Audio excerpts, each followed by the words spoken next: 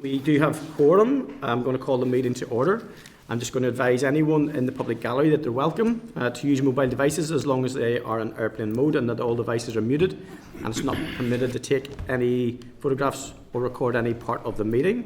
Just going to ask, is there any declarations of interest, any new matters to declare, anything in particular in regard to today's briefings and agenda, members?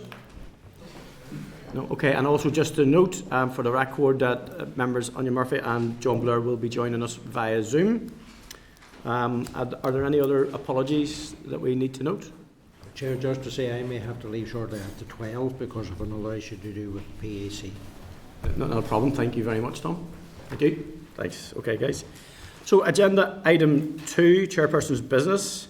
Item 1 there will be, I would advise you that I've received a letter from the RSPB. It's in the pack at page 5, which includes a request to meet with John Martin, the head of policy at RSPB, regarding a number of matters that include a nature restoration bill, proposals for a new agricultural act, implementation of the Climate Change Act, and the need for an environmental protection agency. I understand that RSPB are already on our list of potential visits, and just seeking members' permission that we're content that a visit remains on our forward work programme, and we will return to that. Thank you. Okay, item number 2 for chairperson's business. I'd advise you that I will be travelling with the Committee of Procedures for a study visit to the Scottish Parliament on December the 4th and 5th. Therefore, as a result, I will not be able to chair the committee on Thursday the 5th.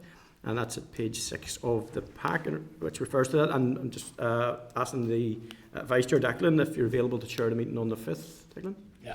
Thank you. And would you wear that nice pink shirt on that day too? put the witnesses at their ease. I can't think who it is yet, but thank you very much, Declan. Chairperson's business number 3. I would advise you that we were alerted by the Finance Committee to the Minister of Finance's statement on November the 4th regarding public expenditure. And that's the outcome of the Chancellor's statement, which is obviously more than significant. This is at pages 4 to 16 of the table papers and includes a statement on agricultural funding. Previously, the Executive received ring-fenced allocations for both agriculture and fisheries support based on the level of EU funding in 2019. This £332.5 million has now been included in the Executive baseline from 25-26. Need to get that right. I said included. It will therefore now be for the Executive to agree funding for agriculture as part of the budget process. So obviously, that's a significant move, something that's caused great concern and worry, particularly those in the farming and agriculture. Do members have any comments they want to make on that point at the moment? Obviously, it's something I know you as members you've been very aware of and vocal on, which is good. Okay, content to note? Yeah, content to note. Just I suppose I don't know whether it would be worth the committee sort of putting on record, our disappointment and obviously reassuring the Minister of our support in trying to ensure that he was able to put up the fight against some of the other departments in order to ensure that we do get adequate funding, and maybe refer back to the debate that we did have a couple of weeks ago just in relation to support and the need for that. But I suppose it is about giving him our support in trying to get as much money from out of the budget as possible for our agri, food and environmental sector. Yeah, I've no issue with that. I think it would be useful if we did at least respond in that vein. It may be something we come back to in the meeting, because obviously there was a number of other issues within the budget that are significant. I know there are a series of meetings planned over this next couple of weeks that most of us will be attending. William? Thank you, Mr. Chairman. I think we all realise that direct payments and declaring interest in the farmer myself, direct payments are vital to the future of the industry and to future food production in Northern Ireland. So it's very, very important.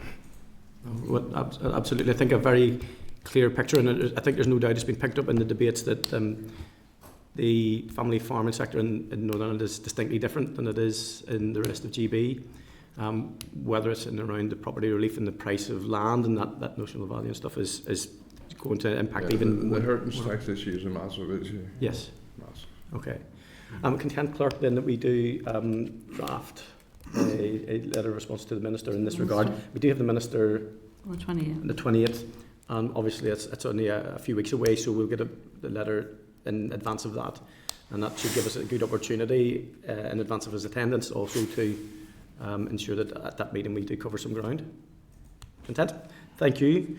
Agenda item 3, that's the draft minutes. I'm going to refer you to pages 8 to 20 of the pack for the draft minutes, which are dated 24th of October. Have members any comments? Are you content with the minutes as drafted? And if you are, I shall sign them. Okay, thank you, members. Agenda item 4, matters arising. Matters arising 1. Members, I refer you to response from the department at pages 22 to 24 of the pack dated the 23rd of October in reply to our letter of the 4th of October regarding tackling rural poverty and social isolation. We have asked if DAERA has engaged with rural voluntary and community groups regarding the security and continuity of funding. The Minister confirms he has met with key rural stakeholders at various engagement events, but also formally as a group on the 2nd of July and the 8th of October. The Minister is aware of the vital work that the voluntary and community sector do for rural communities and has allocated from his constrained budget funding to a Tackling Rural Poverty and Social Isolation Action Plan for 24-25. This has enabled the contract for the Rural Community Development Support Service to be extended, which provides funding to the 6 contracted rural support networks to provide services to around 3,000 voluntary and community groups across the rural councils. Members, I'm sure we will hear more on this from the rural groups at our meeting in Loughry College on the 21st of November. And in the meantime, committee, are you content to note the response? Yep. Content? Thank you, members. Members, I refer you to the response from the department at pages 25 to 28 of the pack dated 23rd of October in reply to our letter dated 11th of October regarding the disposal facilities for solid radioactive waste. The response states that there are 49 operators holding certificates under the Radioactive Substance Act 1993. Some are located here and some in the Republic of Ireland or Great Britain, but hold a certificate to allow them to carry out work with mobile radioactive sources here. We also asked if the register was publicly available. The response states that there are public registers held by both NIEA and local councils. Information held by NIEA is available on request, dependent on the type of radioactive substance held. On security grounds, information held on sealed source holders is not released to the public. The response also confirms that there are no plans for considerations to approve a radioactive waste disposal facility in Northern Ireland at this time, as there would not be of sufficient volume for such waste. Are members content to note? Yep. Thank you so much. Members, I refer you to correspondence from the department dated 25th of October, pages 29 to 32 of the pack, regarding the 24-25 monitoring round proposals. On the 3rd of October, officials provided a briefing to us on the 24-25 financial position, including DAERA's return to the Department of Finance on the in-year urgent information gathering exercise. The department has no reduced requirements and no change to the overcommitment reported to us on the 3rd of October. Also, there has been no change in the main resource DEL and capital DEL departmental positions, and these were reflected in the proposals for the October monitoring round. Are you content to note? Thank you, members. And members, I refer you to the response from the Aquaculture Representative Group dated the 5th of November, and it's in your table papers at page 96. So at our meeting on the 4th of October, we agreed to forward to the ARG the department's response to us regarding current and future challenges for the sector. ARG have followed up with this response, which includes concerns for the lack of practical support for the sector from the department. The ARG are asking for a meeting with the committee to set out their main causes. Are you content that we arrange a briefing and add to our forward work plan? Yep. Thank you, and we'll come back to that then in our forward work plan. Okay. Agenda item 5 is our first oral briefing. That's the on the SL1, the Environmental Protection Single-Use Vape Regulations 2024. Members, I refer you to pages 34 to 168 in your pack. The SL1, the Environmental Protection Single-Use Vape Regulations Northern Ireland 24, including the explanatory papers. The committee discussed this matter on the 17th of October. It was noted that the SR will be subject to negative resolution procedures in the Assembly, and an oral briefing was then requested. A quick reminder of the background. The SR stems from the UK-wide consultation on creating a smoke-free generation and tackling youth vaping, including proposals to ban the sale and supply of single-use vapes across the UK using environmental powers. The SR will keep DAERA aligned with the rest of the UK and recognises the strong support from the Northern Ireland public for a ban on single-use vapes in the consultation. Members, for your information, the SL1 has been slightly revised. The changes include the coming into force date was changed throughout to refer to the new agreed date of the 1st of June 25. The preamble should refer to Article 32 instead of Section 32, and it now refers to the whole of Article A32 rather than subparts. Under offence and penalties, for the third paragraph, 3 and 3A, 3B are now removed, and under enforcement 6, brackets 1, the words or an unauthorised person is removed, and 6.3 is now removed completely. So I'm going to welcome the following officials to the meeting. Tommy McNamara, Head of Branch Extended Producer Responsibility Teams, Stephen Clegg, Policy Advisor Vapes and Waste Electricals, and Denise Donald, Policy Advisor on Vapes. I'm just going to welcome you and ask you to brief the committee. Thank you so much. Thank you. Good morning, Chair, and good morning, everyone. Thank you for the opportunity to brief yourselves on the Environmental Protection Single-Use Vapes regulations. The Department's intention is to ban the sale and supply of single-use vapes, which are sometimes referred to as disposable vapes, in Northern Ireland in order to reduce the environmental harm caused by the huge number of vapes being landfilled, incinerated and littered. There are 3 main policy objectives underpinning the statutory rule, and these are, firstly, to reduce the environmental harm caused by the incorrect disposal of single-use vapes by reducing the number of vapes in residual waste streams and being littered. Secondly, to stop the supply of single-use vapes and encourage replacing them with reusable alternatives, thereby supporting a switch to less environmentally harmful products. And thirdly, to progress a reduction in sales of single-use vapes, leading to the eventual removal of them from the domestic market. Single-use vapes are products that cannot be recharged, refilled, or contain a coil that cannot be replaced. In contrast, a reusable vape is a product which can be recharged, fully refilled an unlimited number of times, and utilises a coil that can be replaced by an average user. I would like to point out at this point that this legislation is separate to the Tobacco and Vapes Bill that was recently introduced by the UK Government, which is primarily targeted at reducing the use of tobacco and vapes for health reasons. Although the statutory rule is based on the reduction of environmental harm, DERA officials have kept the Department of Health updated on the progress of this legislation. The prevalence of single-use vapes has increased substantially in recent years, with 360 million single-use vapes sold in the UK in 2023, of which it is estimated that 10 million were sold in Northern Ireland. According to Action on Smoking and Health, an independent health charity, single-use vapes accounted for 31% of the types of vapes used in 2023, a huge increase from just 2.3% in 2021, and this figure is continuing to rise. The Department is not proposing a total ban on supply of vapes, simply single-use vapes. This is not a statement on people's lifestyle choices or exercising their choice to vape per se. However, it has to be recognised that a single-use vape is simply manufactured to be thrown away. The resources used to make single-use vapes, including critical raw materials such as cadmium, copper and lithium, could be better used in the manufacture of other products. As single-use vapes are a single-use item and so are not reused or predominantly recycled, the value of these materials is lost. For example, lithium is used in the creation of batteries for electric vehicles. The lithium lost through incorrect disposal could be used to manufacture 5,000 electric vehicle batteries every year. For Northern Ireland, this equates to 140 electric vehicle batteries. Of the 5 million single-use vapes thrown away every week in the UK, it is estimated that only 1% are actually recycled. This is due to the cost and complexity of doing so. Batteries from single-use vapes and other electrical items disposed of in residual waste, instead of being recycled, were also responsible for approximately 1,200 battery fires in bin lorries and waste sites last year. Batteries can get crushed in bin lorries and recycling centres, causing them to spark and catch fire, causing damage to collection vehicles and waste processing sites. We must aim to move away from single-use vapes. The incorrect disposal of this single-use plastic item is a UK-wide problem, and as such the 4 UK governments are working together to ensure that from the 1st of June 2025 there is a joined-up approach across all jurisdictions. Within the UK, 73% of users say that they simply dispose of single-use vapes by throwing them away.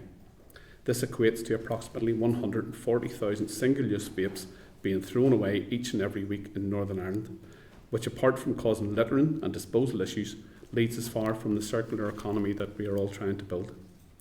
Single-use vapes can lead to environmental externalities at end-of-life treatment due to their incorrect disposal, such as soil pollution through leakage of hazardous substances when they are landfilled, or greenhouse gas emissions when they are incinerated.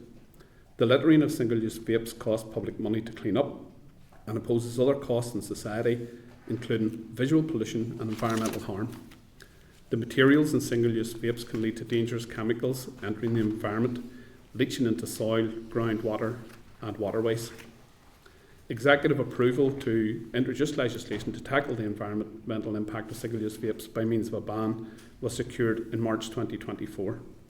DAERA has consulted on the policy proposal as part of a UK-wide consultation and also published the draft regulations in the Belfast Gazette. We also provided input into the UK impact assessments while working very closely with the other UK governments to align our policies. We have laid the draft regulations before you today in keeping with our commitments.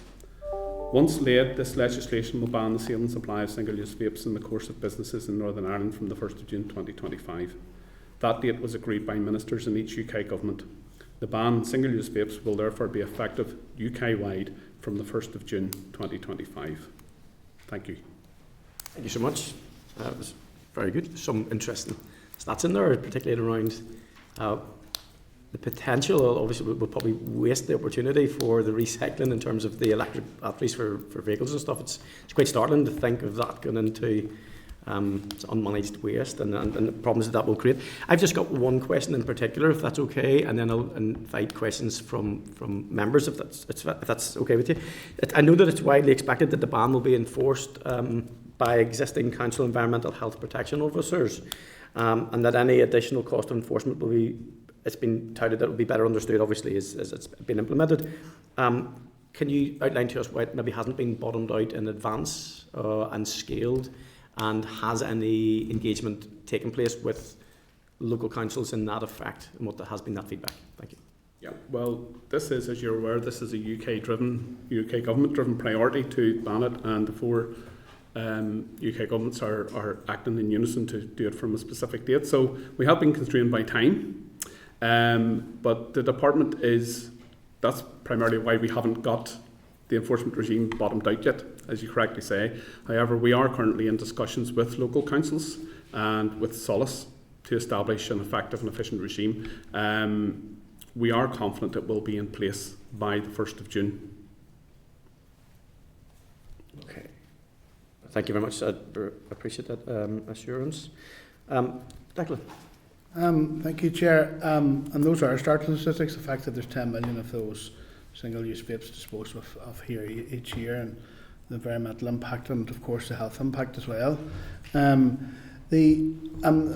actually was going to ask about the councils as well. Like, will the councils be, will they be resourced or trained up or whatever, and how to, given that they'll be in the front line of enforcing this, will there be any additional resources made available for councils to deal with this?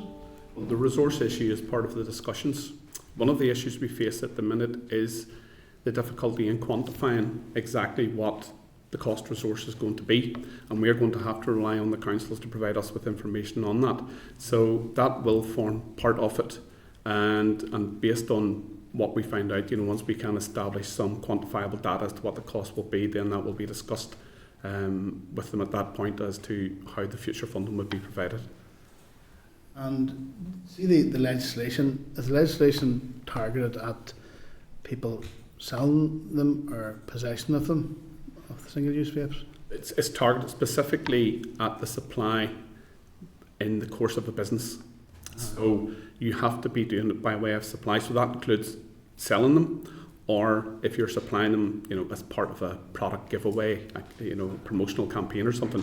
But it'll not be unlawful to be in possession of one. No. So if you were to bring one home with you from holiday, wherever that may be, then no, that is not going to be criminalised. And just finally, Chair, is there a danger then you drive the provision of those underground? And what is the situation in the south of Ireland as regards the legislation on single-use vapes? To address your first point, there's always going to be a black market for products which are illegal to supply in that country. We know that the UK government is looking at potentially bringing legislation forward next year to bring in a ban on imports and to tackle online marketplaces where they market the online sellers outside of the UK. However, although we're aware of it, it's still at an early stage, and it's something that's it's a reserved matter, so it's not something that we will necessarily be involved in, although I think we'll be kept up to date, obviously. The Republic of Ireland, they are bringing forward legislation in 2025 to ban the supply, the import and the manufacture of single-use vapes in Ireland. So we don't have a date yet. I don't think it has been published what date they expect that legislation to come in. However, that is we know that is the current situation. Because obviously, the fact that if it would undermine us here in this jurisdiction if both weren't aligned. Yeah, I absolutely agree. But even if we're not totally aligned, the fact that Ireland expects to do this in 2025 means that that gap where that would be possible would be minimal. It'd be aligned around the same time. It could well be. We just don't have that information. Thank you, Chair. No, thank you, Declan. Patsy? Yeah, Chair, thanks very much. I was just checking you and buy quite a bit of stuff online here. What way are you going to regulate that? That's the first question, please. And the second one is then, you did say that you met with Solace. Now, clearly, We're in contact with Solace. what does that mean? It's written correspondence at Oh, this written, point. so you haven't actually Yes, done not at the face-to-face? present, no. Not that I'm aware of. Has there been any conclusion to that written correspondence? Any responses received or anything? Or have you just written to them recently? Oh no, Solace. The correspondence has been two-way, and Solace have written to us, and I mean they have raised issues and concerns regarding funding. So that seems to be one of the main issues we'll be talking about moving forward. Right, okay. Is that the principal issue and only issue? I'm not entirely sure. Funding and resources. Funding and resources are the two. It may be helpful if you could give us a synopsis of what the issues that local government sees. We can obviously get them from our own councils, but it'll be helpful to hear what your take is on it, if that's all right. Sorry to nearly interrupt you. I didn't mean to. You're grand. Yeah, I think from what I have seen, it is simply the funding and resources is the issue. I don't think there's any issue with regards to. I mean, the cost of prosecuting the case was highlighted. So that is what one of Solace's concerns is, the cost of prosecuting the case, because it's not cheap. Nor is any case through environmental health or anything that a council takes. So the council does. So that is one of the issues that we would be discussing with them. Oh, well, that's one of the issues. It'll be helpful, seriously, if we could get what the principal issues are, so if that's all right, Chair. Aye. I think that is primarily it. It is the Sorry, resourcing no issue, disrespect because to the you. resourcing issue will also cover if it comes to it, which I don't want to preempt what Solace is are going to come to us with. If they come and say, well, we need more resources for staff, but that is, the powers will exist under primary legislation that Yes. the department will give them to carry out any duties, and any investigative duties and that type of stuff. So. You did say it's one of the issues. All I'm trying to get is a handle on what the issues are. I think maybe when I said one of the issues, I think that is the issue. Right. You think, or... But I mean, there's nothing to stop Solace coming at a later stage. What I've read so far, it was on resources. That was it. Right. So, well, we can get a handle on this, Chair, from Solace anyway, if that's okay. All right, thank you now. Thank you, Patsy. Thank you. And Michelle? Okay, thank you, Chair, and thank you for your presentation. So in England, they've allocated £30 million per year for this, and that's obviously to around the issue of underage tobacco use and the vapes. Now, 30 million is quite a substantial amount of money, but they've also suggested that trading standards authorities will be involved in setting this up with local authorities. What will be the role for trading standards in Northern Ireland? Well, at this point, we honestly don't know. That will come with when we discuss with Solace. We anticipate, we hope that we can find a workable solution. Well, we think we will find a workable solution with Solace, that they will undertake the investigative roles within this and carry out all of the investigations and prosecutions, etc. So how that will be, who they will allocate with that within the council, but I don't think there's anything for trading standards. So. Have you had a conversation with trading standards No. in respect No. to this? No. And the regulations that we're looking at today, they will cover anything or everything with regards to enforcement. There won't be any separate regs that will need to come back with regards to There that. are certain deficiencies within the regulations that we know about because as part of the consultation, local councils, their responses raised concerns over storage if vapes were to be seized from premises. So in the English regulations, for example, there is a specific provision relating to disposal of vapes. We don't have that at present in ours, but we will have it. So we will be bringing forward a small amendment in legislation before the 1st of June but the current position is we will not be given powers to the council to seize. I suppose we will put the onus on whoever is in possession of them, the supplier, to dispose of them by way of direction. So there are certain small amendments that will need to be required, so there will be additional legislation before June. Okay, and finally, Chair, just in addition to this, I also see that in England there'll be £5 million this year and £15 million per annum thereafter in relation to a national marketing campaign. And I've also noted that in England, Scotland, Wales and Northern Ireland, devolved ministers will have to find their own funding with regard to that.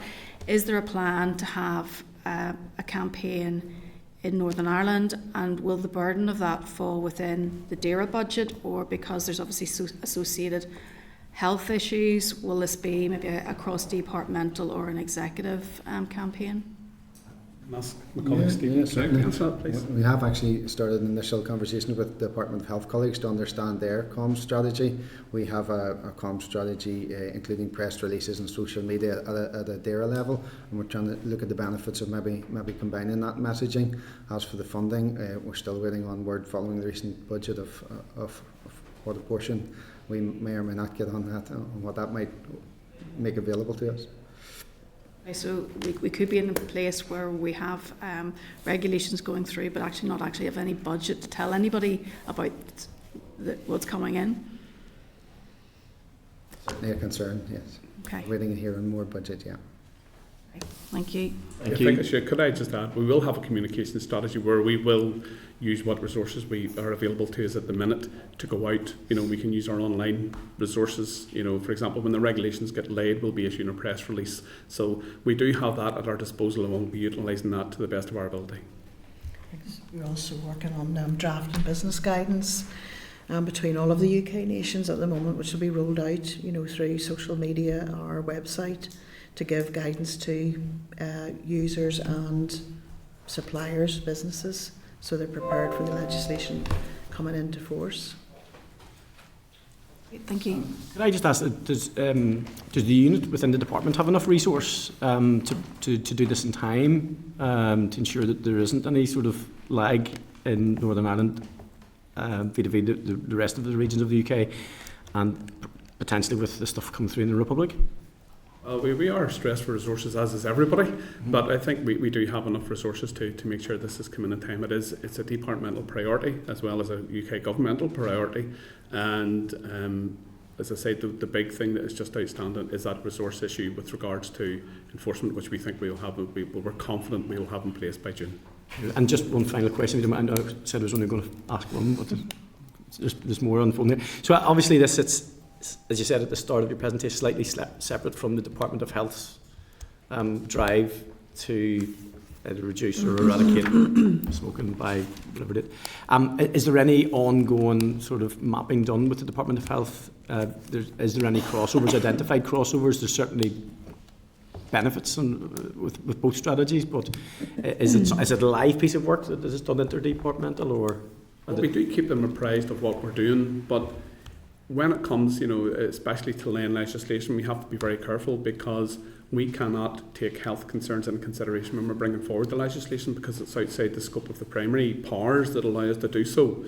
But we are in contact with the Department of Health, and they were very interested in what we're doing, because obviously this was part of the UK government's position that was introduced under the last government, and the disposable vapes issue was supposed to be a health part of the health, and it wasn't, because of course it was at that point it was shelved. So that's why it's coming through the environmental route.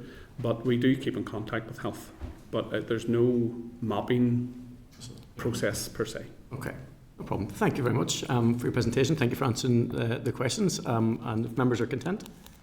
Yeah. Okay. Have members any comments that they want to make? And that, I know, Patsy, you'd raised one about Solas. We can pick that up with Solas in terms of any, just keep that live if you're minded, I think. Thank you. Is that okay? Okay, thank you very much. That's us. Thank you, guys. Chair, sorry, we would probably need to copy any letter we send to Solace to the Committee for Communities. Okay, as yeah. Councils falls under their remit. Content with that. Content with that, guys. Any communications with Solace? We'll keep the Department of Communities Committee informed of that. Yeah. Okay. Thank you. Great. Agenda item 6 is an oral briefing from the department on the statutory instrument, the greenhouse gas emissions trading scheme. So, as they will be filing in, going to refer members to the pack at pages 170 to 208 for this item. That's a letter from the department on the greenhouse gas emissions trading scheme, number 224, and the greenhouse gas emissions trading scheme amendment number 2, order 2024. This draft SI was led in the Assembly on the 22nd of October, and it's intended that it will come into force on the 1st of January 25, subject to the outcomes of debates to be held in all UK legislatures, including at the Northern Ireland Assembly. Minister Muir gave consent for the draft SI to be led before the NI Assembly under the affirmative resolution procedure. It was simultaneously led before each House of Parliament in Assemblies, Scottish Parliament and the Welsh Assembly. So members, we are requested an oral briefing on this amending SI, which will amend the Greenhouse Gas Emissions Trading Scheme Order 2020. The order provides a legislative basis for the UK Emissions Trading Scheme. I'm going to welcome the following officials from the department to the meeting. That is Richard Coey, he is the Head of Emissions Trading Policy Branch, and Anna McMahon, Deputy Principal, Emissions Trading Policy. Sorry that I was talking as you entered the room. I wasn't being rude, certainly not unnecessarily. So I just got to ask you, could you then now give your briefing to the committee? Thank you. No problem. Firstly, thank you for the opportunity to speak to committee today and give an overview of the Greenhouse Gas Emissions Trading Scheme Amendment number 2 Order 2024. Firstly, Chair, it might be helpful to provide some background to the scheme, as I'm conscious you've taken up post since we last briefed committee in April. It's probably worth saying at the outset that as a policy intervention, it is a very effective decarbonisation scheme. The scheme was established in January 2021 following EU exit to replace UK participation in the EU scheme. The EU scheme was established in 2005 and the UK participated in that scheme from its inception. The scheme aim is to encourage greenhouse gas emissions reductions by incentivising decarbonisation. The UK ETS is overseen by the UK ETS Authority, which is comprised of the UK, Scottish and Welsh governments and DERA, working together as equal partners to implement and develop the scheme. The scheme works by requiring participants to purchase and surrender a carbon allowance for each tonne of carbon dioxide they emit. So the more they emit, the more they need to buy. Participants who fail to surrender the requisite number of allowances are subject to financial penalties. A cap is set on the overall number of emissions allowances available for participants under the scheme, and this cap is reduced gradually over time. This is known as the trajectory. The aim is to encourage emissions reductions. Some participants receive a proportion of their allowances for free. This is to help prevent carbon leakage, which is industry moving away to relocate in other parts of the world which either don't have costs for carbon emissions or have a lower carbon price. The key aims of the scheme are to promote carbon emissions reduction and incentivise participants to invest in clean, low-carbon technologies. Participants face a choice to either pay for their emissions by buying allowances or to invest in decarbonisation measures which will reduce their CO2 outputs and in turn reduce the amount of allowances they are required to buy. As the allowance cap reduces and the price of carbon rises, it should become more cost effective for participants to reduce emissions through investing in abatement technology rather than purchasing allowances. The scheme currently covers energy-intensive industry, power generation and aviation. Across the UK, there are around 900 participants. In Northern Ireland, there are 19 in total, 17 stationary installations and 2 airline operators. It's worth mentioning at this point that electricity generators in Northern Ireland continue to participate in the EU ETS under the terms of the Windsor Framework. This is to protect the operation of the single electricity market on the island of Ireland. There are 6 electricity generators in Northern Ireland which continue to participate in the EU scheme. Any amendments to the EU scheme must be considered in the context of Northern Ireland's continued requirement to align in respect of electricity generation. From inception, the UK scheme was designed to be more climate ambitious than the EU scheme, with 5% fewer allowances being made available to purchase than would have been the UK's share if we had remained in the EU scheme. This, however, was not ambitious enough to align the cap of allowances with the UK Government and devolved administration's net zero objectives. Therefore, in spring 2022, the UK ETS Authority consulted on wide-ranging proposals to develop the scheme to increase its climate ambition. This was known as the Developing the UK ETS consultation. The leading policy proposal was the implementation of a net zero aligned cap to place the level of available carbon allowances and the rate at which it declines year on year on a net zero trajectory. This consultation included various other amendments to the scheme, for example, considering a number of technical changes to free allocation policy and calling for evidence on future markets policy to consider the use of a stability mechanism to support market functioning. The response to this consultation issued in July 2023. In Northern Ireland, the agreement to the policy positions within this response was secured under the Northern Ireland Executive Formation Act in the absence of a sitting assembly. The ETS and associated amendments are made under the 2008 Climate Change Act, and under that Act, legislation which either establishes or amends an emissions trading scheme must be progressed through each of the UK parliaments.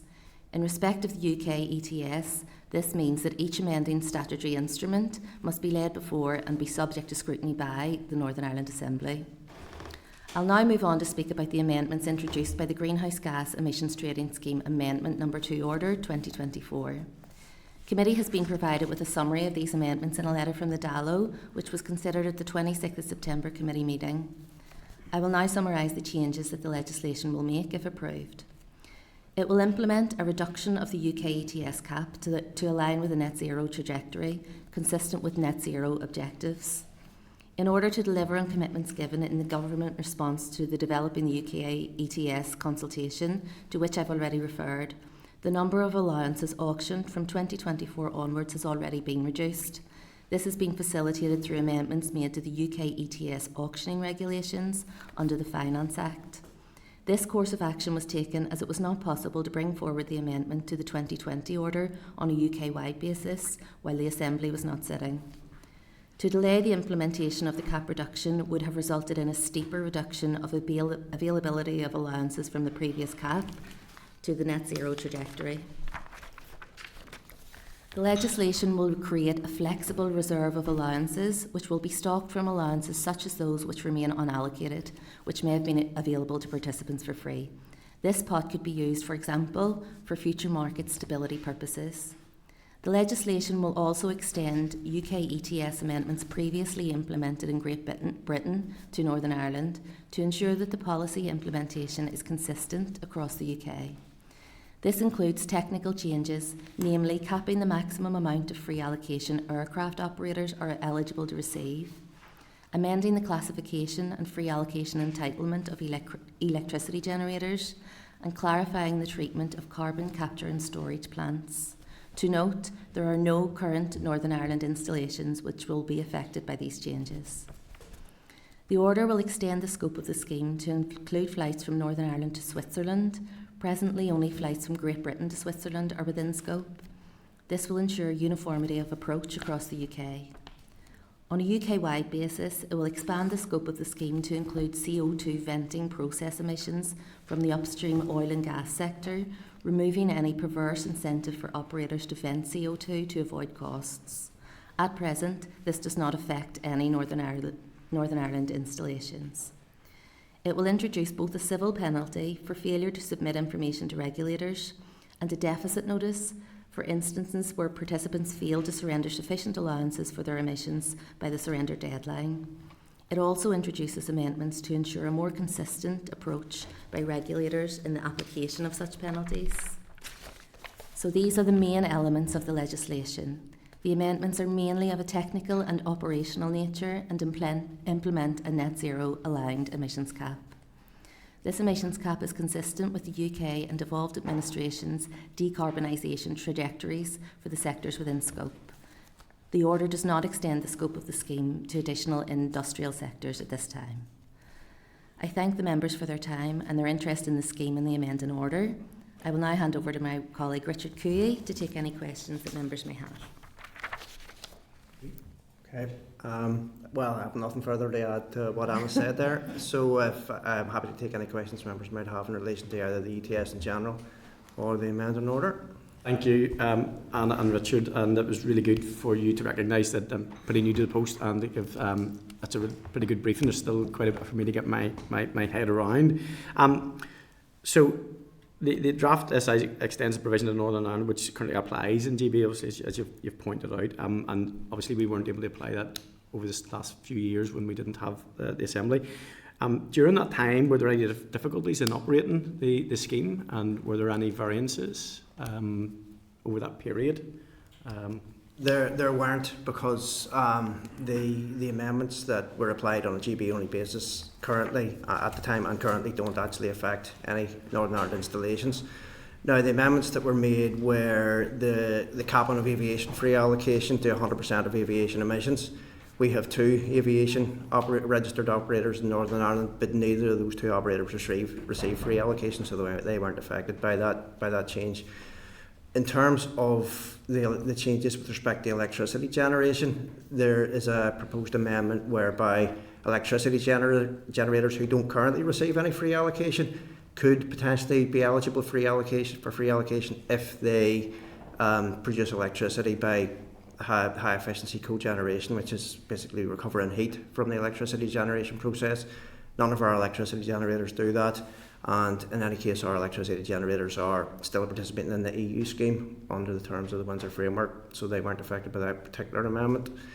The other amendment was the inclusion of, I suppose, the one thing that did apply, I suppose, was the inclusion of flights from Great Britain to Switzerland within scope of the scheme.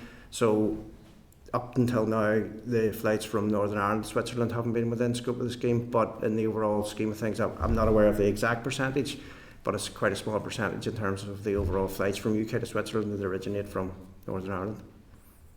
Okay, thank you. And I've just one reading around the carbon capture activities. There's a piece in the paper here which talks about the clarification that an industrial installation that installs a carbon capture plant is not disqualified from receiving free allocation. Just trying to understand in my head how that applies to an installation in Northern Ireland. Can you just... Yeah, apologies, I didn't cover that as well, because that's another thing that's been extended to Northern Ireland. So at the minute, if an installation is carrying out a registered activity that requires it to purchase and surrender allowances, and also on the same site captures those allowances for permanent geological storage, there is no provision for them to avail of free allocation for the emissions that aren't being captured. So this amendment allows for installations that are carrying out a registered activity but also storing to be eligible for those emissions that aren't being captured. Now, there aren't any such installations in Northern Ireland, and to my mind I'm not sure if there are very many, if any, installations across the rest of the UK. But no, those don't apply to Northern Ireland at the minute. For me to get my head around it, is it like almost like an incentivisation for carbon capture on site? It's an environmental plus. It doesn't occur, but the legislation will almost offer like an incentive. You're not going to be penalised if you capture. You still can qualify for. Yeah, it's something that's been I suppose there's been a bit of press coverage on it recently. That carbon capture is going to be something that, you know, the UK government recognises that this is going to potentially be needed to help us meet our net zero objectives. So it's, I suppose it's to sort of incentivise folks to, or not discourage folks from putting in capture activities. Yeah. Okay, members, I've no further questions. I know you guys have had some previous on this. Are there any other questions for the witnesses? Just one very brief one. You mentioned about flights there. How is that captured? How do you assess the impact of flights? And is there an offset? What way is that offset? Right. The aviation operators, the same as stationary installations, have to monitor their emissions on a continual basis, and then once a year they need to submit their emissions to their respective regulators. So in Northern Ireland, that's the NIEA, and then those emissions are assessed by the regulators, and if they're satisfied that that's a representation of their previous year's emissions, then they'll be requested to declare a tonne of carbon or an emissions allowance for every tonne of carbon that they submit or that they emit. And are military flights included within that? There are certain exemptions, but I would have to get back to just exactly what they are. There's a weight exemption. That'll be helpful. There's a weight exemption, I know that. And Include both domestic military and foreign military. yeah, I'll check that out. Okay, thank you. I'll check that out for That's you. great, Chair. Thank you. Patsy. Anything else, members? Okay. Thank you very much, Richard and Anna. I really appreciate that. And I'll be doing a bit more reading on this to get my head around it. It's very, very interesting and very useful for us. Thank you. Thank you. Members, thank you.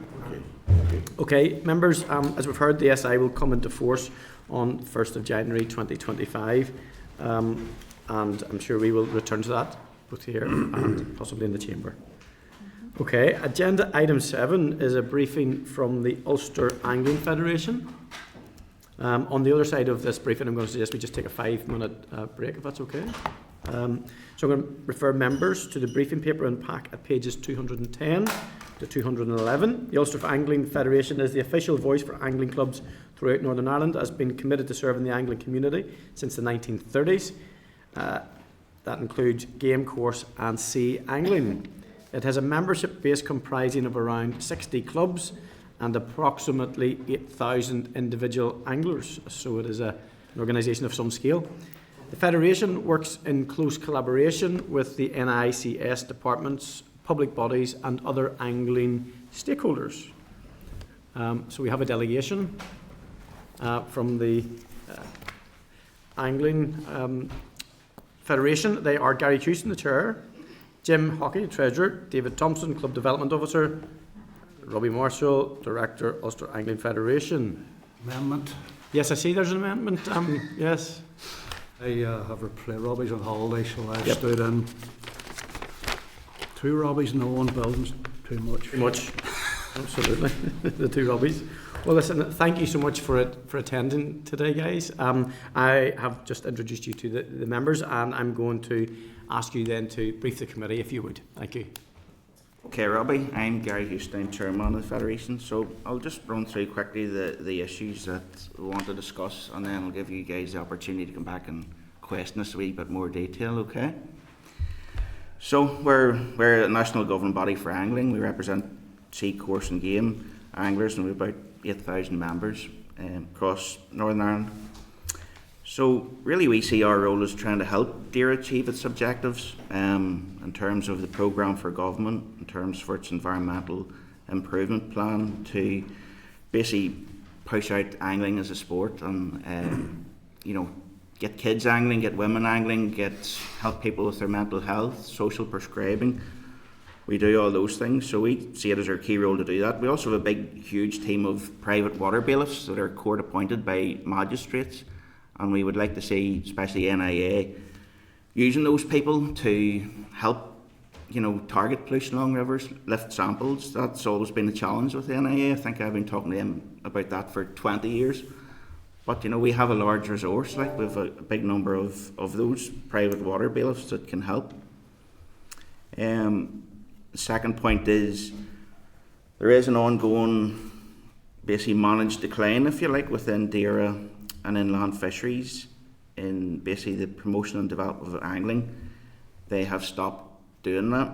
So it's like you going to your boss and saying, I don't want to do that wee bit of my role, but it's a statutory role and they've stopped doing it.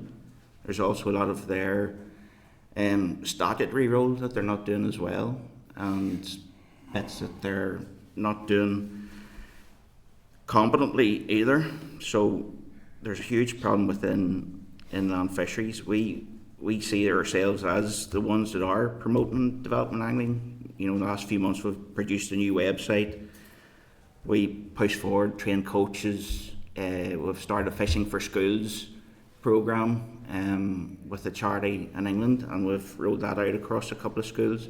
So we're doing huge amounts of work, huge amounts of promotion, huge amounts of development. I think, David, we've over 1,000 kids and things through our programmes this year. Yeah, we run a CAST Awards, a step progression in angling, something like that, David. They have close to 1,200 people since April. Respectfully, most of that will be carried out over the summer months for good weather with children. But I think one of the points that Gary's trying to elaborate on, it's more like a citizen-led science approach where we have trained water bailiffs. We've got clubs. The community are championing at the bit to be able to go out and assist with things like water sampling, assist them with fish kill protocols, which I think Gary might elaborate on later. But for us, it's about empowering communities while they've got the appetite and the resource to be able to deliver a level of outreach, but also as an opportunity to reconnect them with the environment. That's why we see the benefits of promoting angling into young people and within the communities and underrepresented groups, because these people, as soon as they reconnect with the environment, they take a level of ownership, and again, they from the eyes and ears, which leads down the line to things like looking at what's happening under the water as well as on it, and that's not just anglers, that's in terms of all recreational water users, and for us it's been gives us an added level of protection, an added level of by using it as an educational resource, getting the community interest and empowering them to continue to look after it in our absence and sustain future generations. The public angling estate then is a group of about 60 waters that DAERA own, manage. There's been issues over the last 2 years, I suppose, with zebra mussels.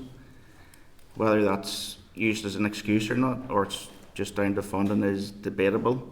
But it means that that angling estate isn't being stocked.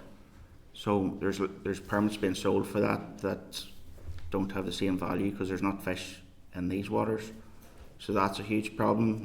The department are also reviewing that angling estate to reduce it. So again, we're going to have a reduced, it's like GAA or whatever, it's like taking 40 pitches off the country and deleting 40 pitches. So, that's going to be a huge issue going forward. But again, we as a federation can help. We can have clubs take on those fisheries and manage them for the department. So there's an opportunity, and what I'm saying is we are here to help the department to manage these resources. So we've got clubs that have no waters, clubs that are pushing to have waters, to develop, to get more kids and people into sport, but they don't actually have the waters. And DAERA is actually blocking these clubs getting waters. DFI is the same. There's reservoirs could be used. I know DFI is not. This isn't appropriate for DFI, but there's waters there that could be used. Is all I'm saying. We could develop things. Loch Nane, Loch Earn fishery management plans. These were plans that we helped develop over years with the Salmon Inland Fisheries Forum that's now closed. But those plans, even though it took years, they're just purely aspirational. There's no smart objectives in them. And we see a lot of plans like that. We even struggle to get meetings with the department to take us as to where they are in it, and that's probably because they are purely aspirational. So we would like to see these plans with smart targets. The Loch Earn commercial pike policy was a very strange one. It came out of policy that didn't exist before, and it turned into a new policy, but it basically protects non-native species ahead of the native species, which are trout and salmon and Loch Earn. So it also reduces the number of commercial fishermen, which probably isn't appropriate, because the whole point in having the commercial fishery is to protect the salmon fishery for trout and salmon, because the pike eat the other ones. So the purpose of it was to create balance, which isn't taking place at the minute. Invasive species then is a huge problem across the country. Some of the management, I'll say from NIA, on things like hogweed is totally irrational. They'll send you a letter saying you have to control the hogweed on your bit of land in Lagan Valley, which they've done to me actually. But the infestation is in Donaghcloney. So why would you not start at Donaghcloney and work your way down? It totally doesn't make any sense whatsoever, and it's something I have to do. Agreed with the minister to do a briefing paper on him for it. But we have other invasive species like roach and pike that don't have any control measures on. Things like roach have huge potentials to shift ecosystems in their favour, and we have some fisheries like Ansborough that they've absolutely destroyed the lake. But there's no means of control, there's no programmes of control within DAERA, and no help in solving these matters. We have Cormorants, there's a non-native cormorant, it's the European cormorant, which is protected, but those numbers are growing hugely in Northern Ireland. So we have a normal native one, and then with this European interloper. But we need to be able to control this interloper because it is doing huge damage to our fisheries and our clubs. Abstraction, fish passage and barrier removal.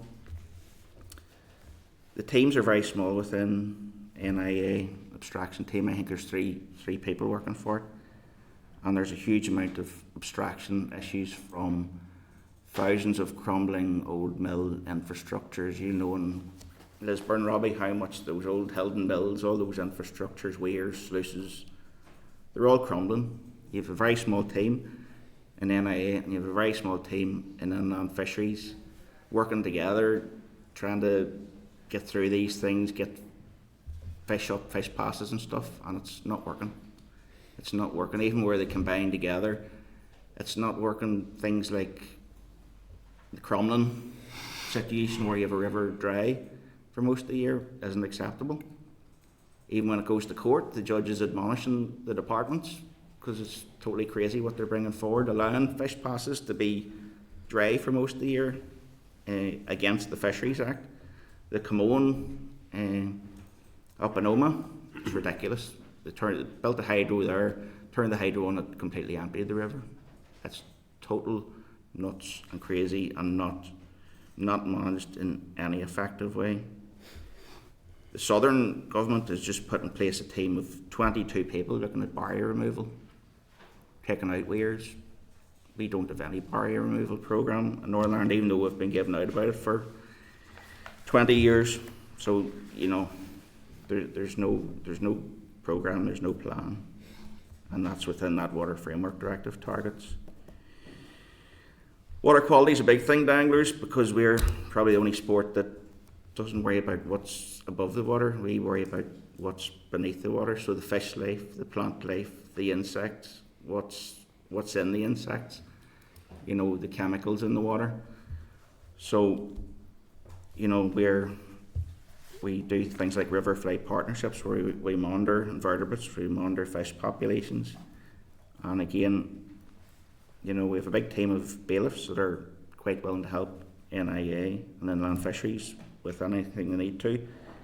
One thing I will say, and the Minister's already said it, and I've met the Minister, the SORPI can't continue. You can't protect polluters. You can't protect Northern Ireland water and prosecute a farmer down the road. You know, you cannot protect polluters. That has to end. We have to have the spend in infrastructure. I know there's not much money about, but we have to plan. There doesn't seem to be any effective plan. You know, you could mainly say it's discriminatory. You know, you'll prosecute a farmer in one hand, but you'll protect Northern Ireland water in the other hand, even though we've known from the inception of Northern Ireland water that needed spend. The Assembly's never done it. All our rivers are, you know, full of waste, and farmers get blamed a lot of times unnecessarily. We're seeing modelling data that's showing instead of 60% of it, nutrients and stuff being farm-related, we're seeing it the other way, and especially in some catchments on the Lagan it might be 90% wastewater. In Belfast Lough, you've seen the recent report, so it might be 90 or 95% wastewater. You know, and we need to help our farmers. You know, put in the buffer strips, put in the wastewater, the dirty water collection, and that's a key priority for us to get fencing and stuff like that, create buffer strips, plant trees, stop the pollution getting into the rivers, and work with the farmers. The level of fines for pollution and waste crime, I don't know if any has seen the podcast at the weekend, but the fines are absolutely derisory for pollution, for fish kills, for waste crime, for illegal dumps. The Moo Boy, yep. You know, those guys still haven't been sentenced, and they pleaded guilty, I think, 3 or 4 years ago. So, you know, there's no, in no scenario is this acceptable. We need much better enforcement you know, the polluter, as enshrined in the Water Framework Directive, must pay for loss of habitat, loss of fish, or any damage to the ecosystem. There was a new NIA fish protocol developed, and we developed through the master to put certain things in it.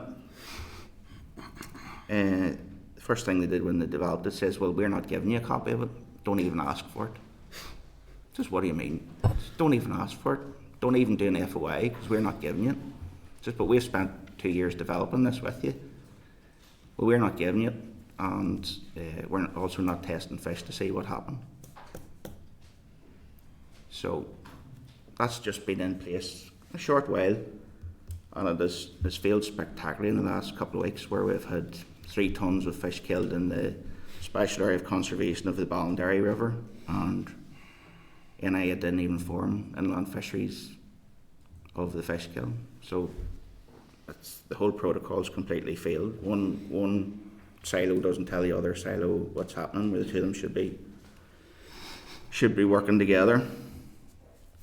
Lastly, just want to raise anaerobic digestion and the lack of enforcement in generated waste. Obviously, we would scandals down through the years, RHI.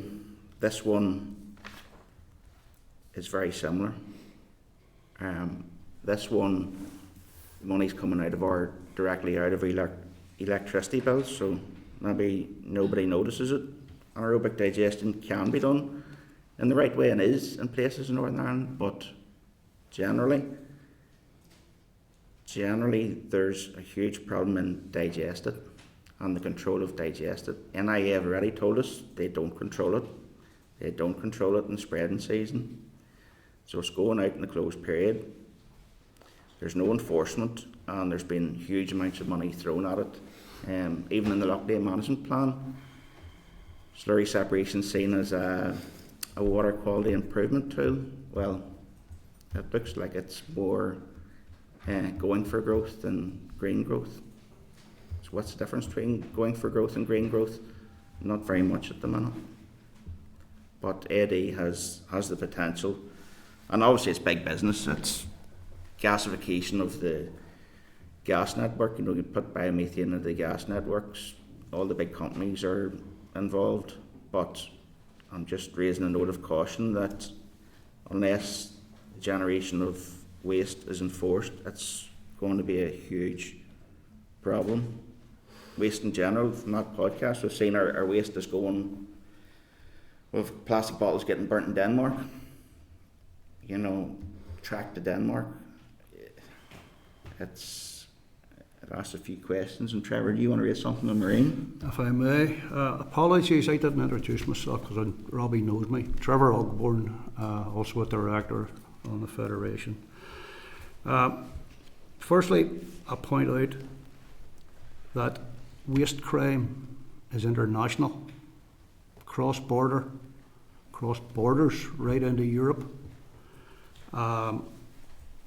It needs to be clamped down on. This goes to my boy as well. Really, we need a public inquiry on my boy. It has gone on too long without any kind of resolution to it.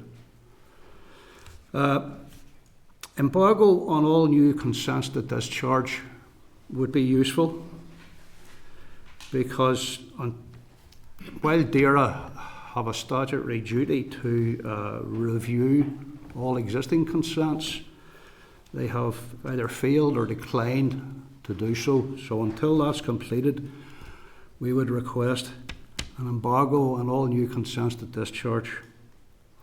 And final point from me, I want to raise marine issues, overfishing, marine protection zones which aren't properly policed, because we have them in place, they're just ignored. And some protection, better protection for the littoral zone, the inshore zones that are hammered day and daily by bottom trawlers and just ripped to pieces. While that continues, there's never going to be a recovery. This affects the whole marine environment, and ecology and will eventually wipe out the commercial fisheries. So we really do need to be looking at these things. Thank you. Thank you, guys. Yes? Could I just make one further point? I think one of the concerns of many of, I suppose many of our water users across the province is maybe just to, if it could be considered to review the environmental impact assessment process just within planning. It does often stress the importance of the natural environment and how it's highlighted, but what we are seeing is council-led planners are approving, despite concerns from many of the consultative bodies that use probably NI Water as an example, about impacts on existing infrastructures. So there'd be a housing development going on to a sewage infrastructure that's probably already operating at 100% capacity. And what we're finding is some of these are going ahead, and then down the line, the issues are that it's like they're working in retrospect, and these are having immediate impact on waterways. And as I say, you're coming into situations where developers are having to come back and pump out some of the sewage maybe once or twice a week just to be able to accommodate. And these aren't just small housing developments; these are large scale. So we would kindly ask is if it could be reviewed and how that could maybe stress a level of importance. I understand that they have to comply with plan and policy statements, but maybe if some of the feedback from those who have been consulted could be considered in the planning process and maybe just be enforced with developers, or even working with, say, that there's a level of investment or infrastructure upgrade before it can go ahead, rather than just say, look, we'll deal with it later down the line. But that's all I have to say. Thank you. Thank you so much. Thank you for that, and thank you, Trevor. Apologies for not introducing you properly. My fault, Robbie.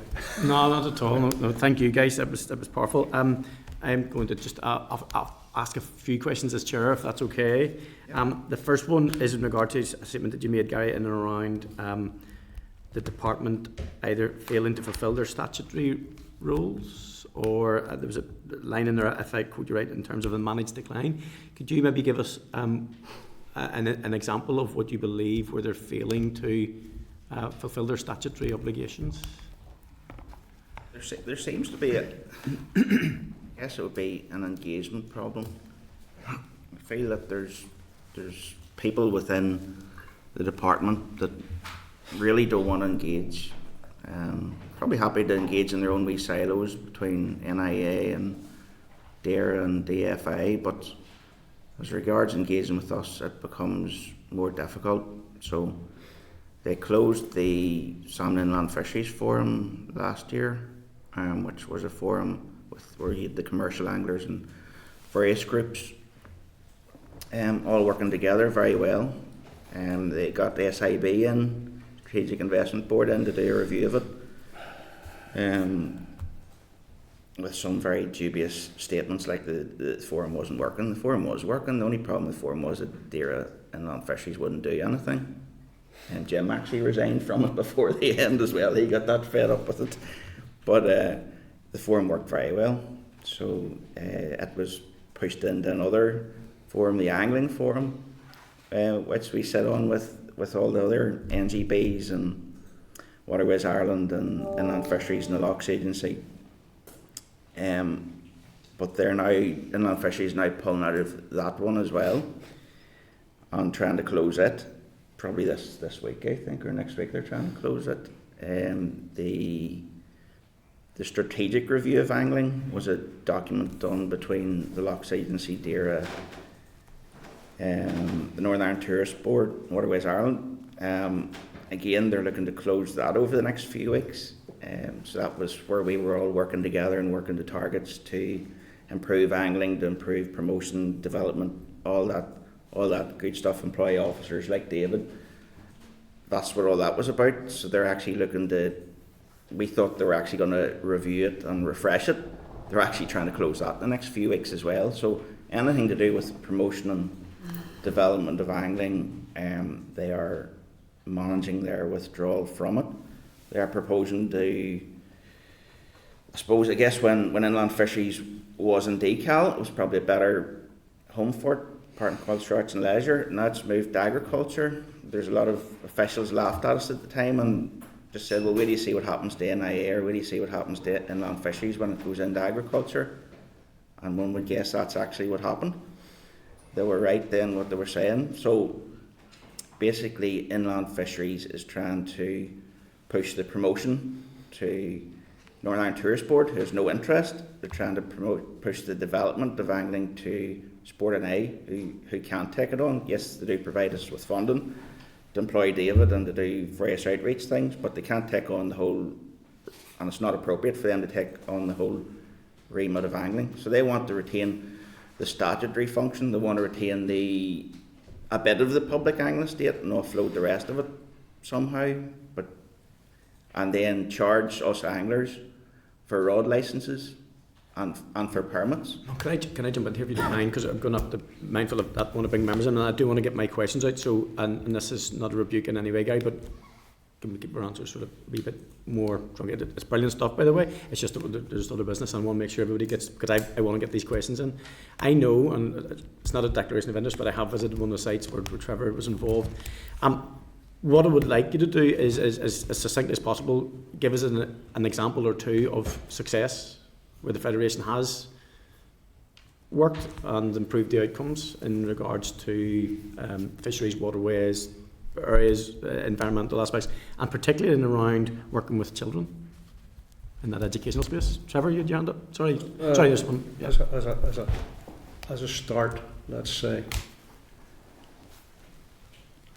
if ERA NIEA inland fisheries were funded, had the staff, had the drive to fulfil their duties properly, because we believe at the moment that they don't, they're understaffed and underfunded. Let us work for clean water.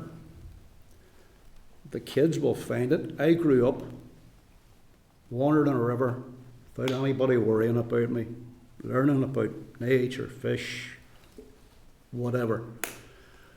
Can't do that now because we don't have clean water. Give us that, and I think you'll find it will burgeon automatically. I think David probably wants to give you some big successes, but just from a Rivers Trust point of view, I have seen the difference it makes engaging with the kids, engaging with the older people, getting them interested, showing them stuff that's in front of them but they've never seen. And it's a very simple thing to do. I suppose you want to hear some of the successes. I'd say at the start of the meeting we had about 6 months of good work where we've improved our outreach. The week carried an independent review of angling. So if you think the last strategic review of angling that was done by government was 2013 and 2013-14 and published, I independently carried out my own and at a very high response rate. But what we notice is there's a notable decline in young people coming through in angling. And I'm going to say young people from 24 and under. We're looking at it's around 4%. We need to increase that participation. The peak is sitting around the sort of 50 age group, 50 to 55. That's the peak. We need another peak coming behind that. So we have been delivering a number of outreach projects. I mean, talking into the high hundreds. I don't have it to hand, but I know we've put over 1,000, close to 1,200 people through it. When I say people, I'm including children, females, ethnic minorities, underrepresented groups, to increase our inclusivity.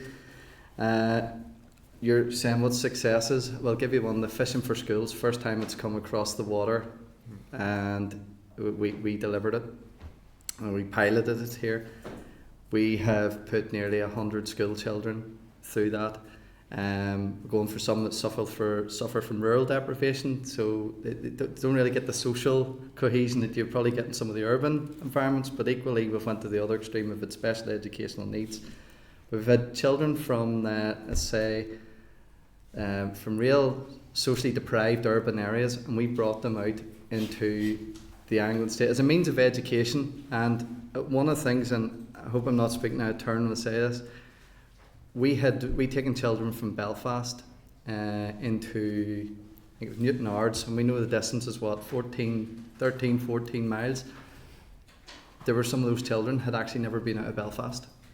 And that was incredible at the age of 10, 11, never actually having left your capital city.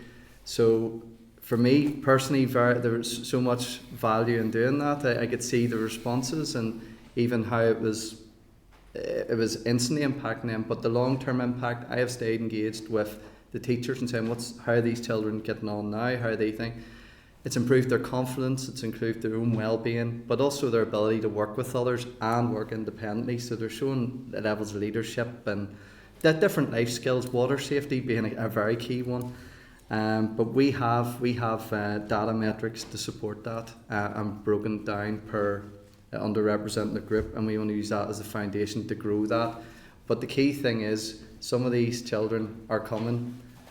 They're aware of these waterways on their doorstep, but now they're aware of what's happening under the water, and those conversations are being had, and they're pulling in their parents and they're pulling in their friends. And in terms of looking at things like crime reduction benefits, you know, we all grew up once and we all like to hang about somewhere, be it a river, a lake or a playground or whatever it wants to be. But these children were hanging around these areas. They're now taking a sense of ownership and a sense of, don't be doing that, be aware of this. So that's where it's been a success. If you want to look at the other aspect of waterway enhancement, a lot of our clubs do some fantastic work. Could name one of our members, Antrim District Angling Association, who have worked very closely with the Minister on raising a couple of issues, and some of the work they've done has been fantastic in terms of DAERA in land fisheries, in habitat enhancement, improving spawning habitat for migratory fish, and the 6 Mile Water in Antrim is probably one of the best maintained rivers in the Lough Neagh system. But the issue is there are a lot of clubs across the province, not just in Lough Neagh. There's Lough Erne, there's Belfast Lough catchments, you know, there's right across. And it would be nice, not saying that it's refused, but it'd be nice if that resource could probably be spread against some of the smaller clubs too. Okay. We're trying to represent them all, but I understand there is good work that has been done there, and I understand there's a resource.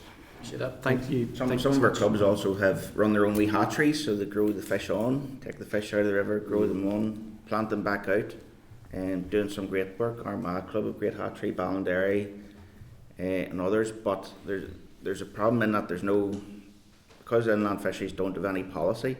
What they're doing at the minute is trying to close all the club hatcheries. So with all these people out there trying to improve the fisheries, especially around Lough Neagh, with, you know, the Kells one, the Myola one's closed because DAERA won't actually give them permits to move fish. Those hatcheries are a great resource because you can bring the kids in, bring school groups in and show them, you know, here's the fish, here's the wee eggs that grow on, here's all the life cycles. It's not just about improving the river, it's about a community thing. There's a water safety, safe water. I like that wee analogy. I'm going to bring the other members in here now for the questions, if that's okay. Declan, do you have a question first of all? Thank you, Chair. Thank you for a very wide-ranging presentation. You mentioned there about the issue of water quality, and I know that you have bailiffs and all that. Just elaborate on how you feel that your bailiffs could work better in partnership with, say, DAERA to help monitor and improve water quality. Say you have a pollution incident, a big fish kill or something. You don't have very many inland fishery staff or NIA staff, so likely the first person on the ground is going to be your private water bailiff. Those are court-appointed people. They have more powers than the department bailiffs. They can take your car, your trailer, your nets, your rods, yourself. You know, they have great powers under the Fisheries Act, and those people could take a water sample, say. They're the first there. They could actually catch a pollution sample happening, or by the time NIA, if they arrive the next morning, it's gone. It's not going to be, there's going to be no outcome to it. You know, all the pollution's away. Or at the very least, they could be trained to government standard enough to be able to present that evidence to court, which is the excuse for not using them at the moment. Yeah, NIA won't train them. They've refused for many years. They refuse to use these people. The people are there, hundreds of them. So it seems very strange to us that there's always an excuse. Oh, it's health and safety. Oh, we can't train them to this standard. But it's just excuses. It's not. That was the second. The next point was about training. You know, what obviously it would require your bailiffs to have us. Obviously, you are on the ground all the time. And you have got that expertise anyway. But the some sort of a training by the department to Just train to the British standard. So you get trained. It's basically, you know, if there's a pollution, you hang a bucket off a bridge with a rope and fill a bottle and close it properly. It's nothing complicated. We actually raised this last week or a few weeks ago. Do you remember we raised it about the fact that the river that goes past the Maboy plant, you know, shares a lot of the water for dairy, and we were just raised concerns, and they said it was being monitored and all. So I can understand how, certainly with you guys being on the ground and the number of you as well and your experience, how that could definitely be a massive resource that Dara could tap into. I think in terms of what just to summarise and elaborate, the current process would be nobody can really do anything until a fisheries officer arrives on site. We can't touch fish, we can't take water samples, and I understand if you've a reduced number of fishery officers and say they're up in the northwest of the country and have to get down to the southeast, it's a massive resource challenge. We currently have the resource and the appetite and the will for bailiffs to be able to deliver that, and certainly I think the key word here we should be looking at is empowerment. You know, citizen-led science has got us a great way as anglers. If Gary had mentioned riverfly, so we know what's happening under the water as well as on it, and I think if we could empower these bailiffs to have that ability to take a water sample, or at least be trained and empowered to be able to count fish, and that being seen as a vital resource rather than waiting for an officer who may not get there just within the hour, may not get there within the day, and at that point it reduces the single point of failure, where you can actually say, well, you're able to locate the source quicker than they are. Obviously there'll be obligations around, you can't finger point and accuse or direct, but listen, that can all come with good training and good level of empowerment. Thank you. Nicola? Thank you, Chair, and thank you for your briefing here this morning. I actually wanted to ask the same kind of thing Declan raised there about the training, because I'd met, or not about the training, about the water quality testing. I'd met other angling clubs, and their members had said the same thing, going like they've got the expertise in the ground and they wanted to do the same thing. And to me it does make sense. So potentially it's a resource issue with NIEA and DAERA, and maybe something we can then raise on your behalf, because it does make sense. You say there are too few staff within the department to actually get there in time, and it seems that whenever there is a pollution incident, the time is critical, so it does make sense. So something we can maybe as a committee raise with the department and with the Environment Agency. I was also interested, David, in what you said about the Fishing for Schools scheme. So it was a pilot scheme that you launched.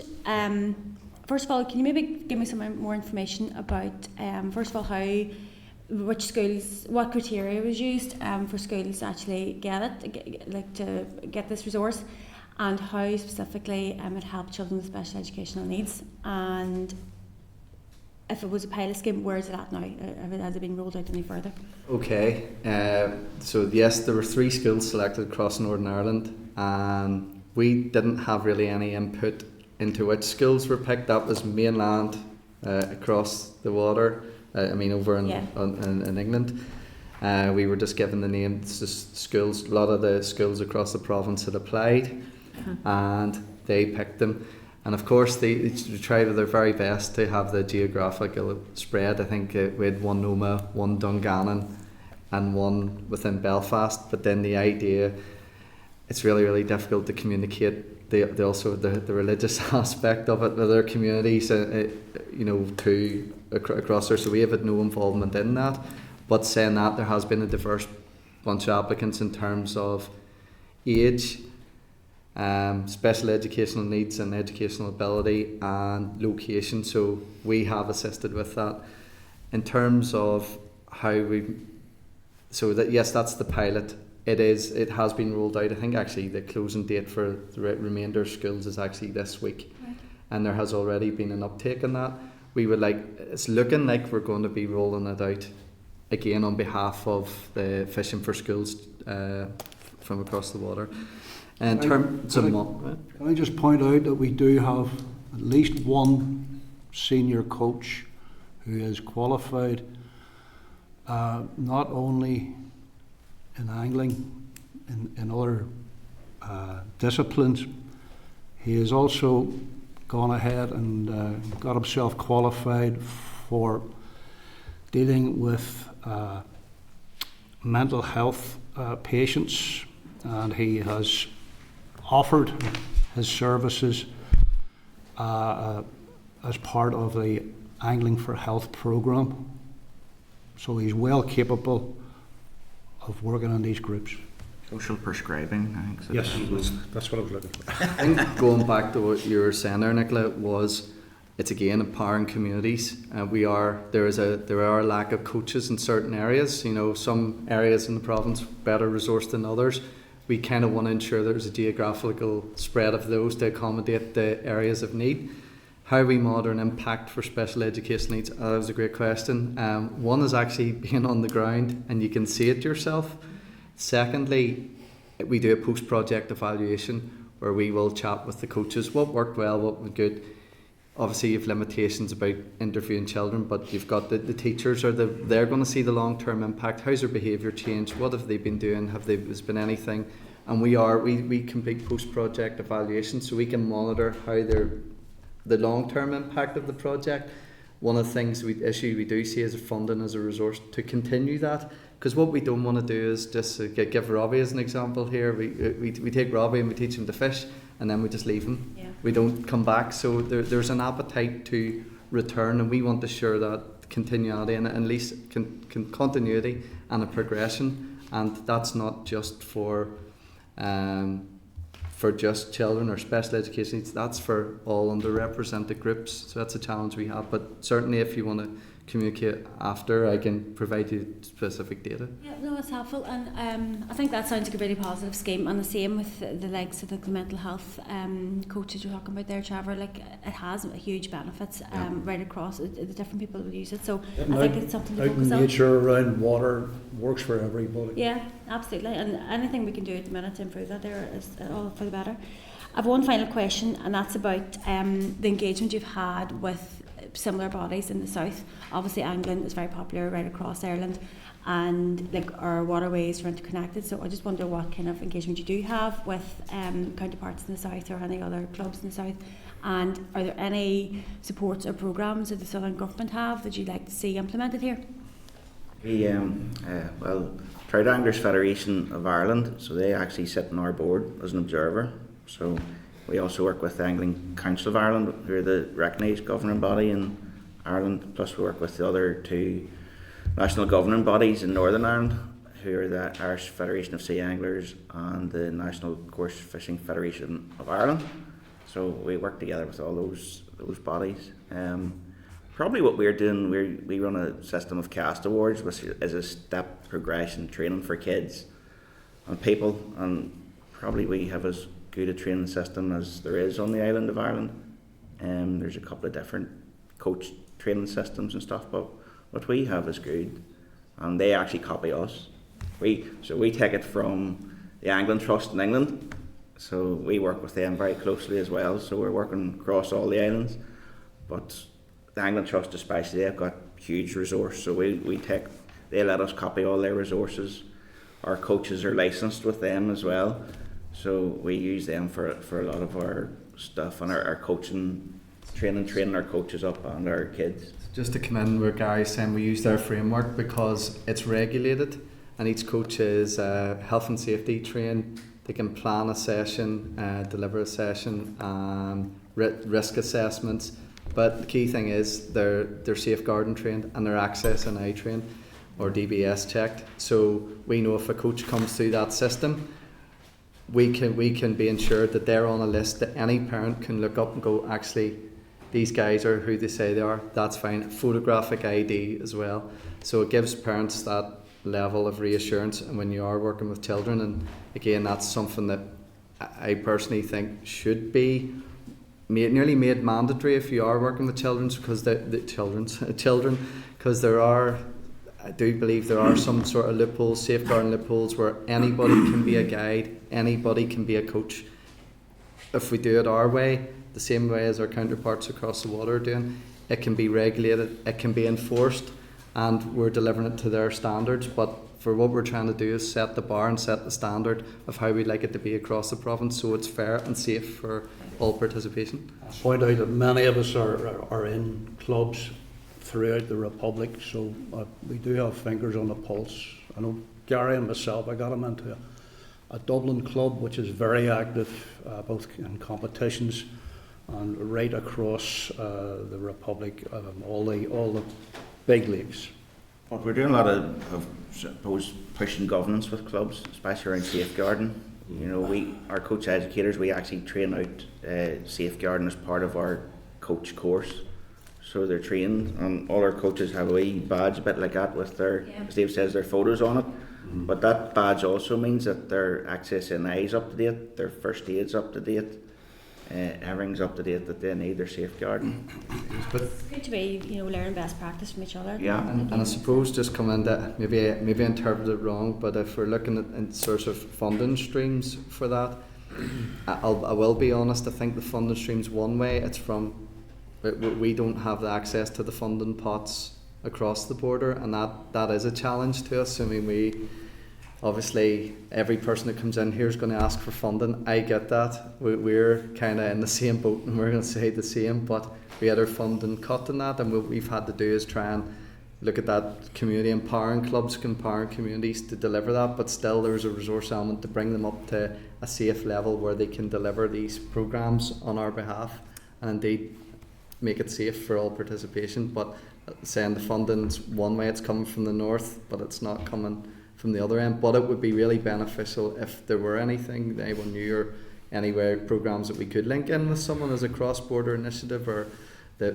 I would certainly be interested in working with people. Collaboration is key, and we'll have to work on it. And going back to DARE, and I see John's on the screen there, like John was one of the key movers of the outreach programme within inland fisheries. So it was a small pot of money, it was 30 or 40,000, but that's, we can do a lot with 30 or 40,000. Believe you me, that's thousands of kids, coming out and getting into the green blue infrastructures, you call it, Right, we've Patsy and then John. Patsy? Be very brief, Chair. I'm conscious of the time. First of all, could I pay tribute to the tremendous work that your clubs do right across the north. I'm very well acquainted with the Ballinderry people, and one or two of them are close friends of mine, so I do know the efforts that they put in around conservation, stocking, and all the work around the river there. I'm sure that's equally paralleled by others right across. So just to put that on record, sometimes because it's largely in many cases volunteer work that happens, it goes just unacknowledged. So it's important to do that, first of all. Just two very brief questions relate to point 10 and 11 of your presentation. The fish kills issue. Now, it has been referred to me that for some of the persistent culprits, or criminals I should say, that go with the pollution, that weekends seems to be a particularly obvious time when the stuff is poured into the rivers, literally poured into the rivers. And of course they believe that that's the time when NIA is least responsive. It's going to take some time to get out, by which stage it's way flushed down the river, and it's very, very difficult to source it. So the very first question, then I'll come on to the second one, and it's maybe not unrelated to that. The question is, what really needs to be done to have much more responsive times from NIA, especially where there are people there whose deliberate pollution of the waterways is done with a time-specific element. Holiday times too. Often you find around holiday times that, of course, first or second item on Good Morning Ulster is a fish kill somewhere.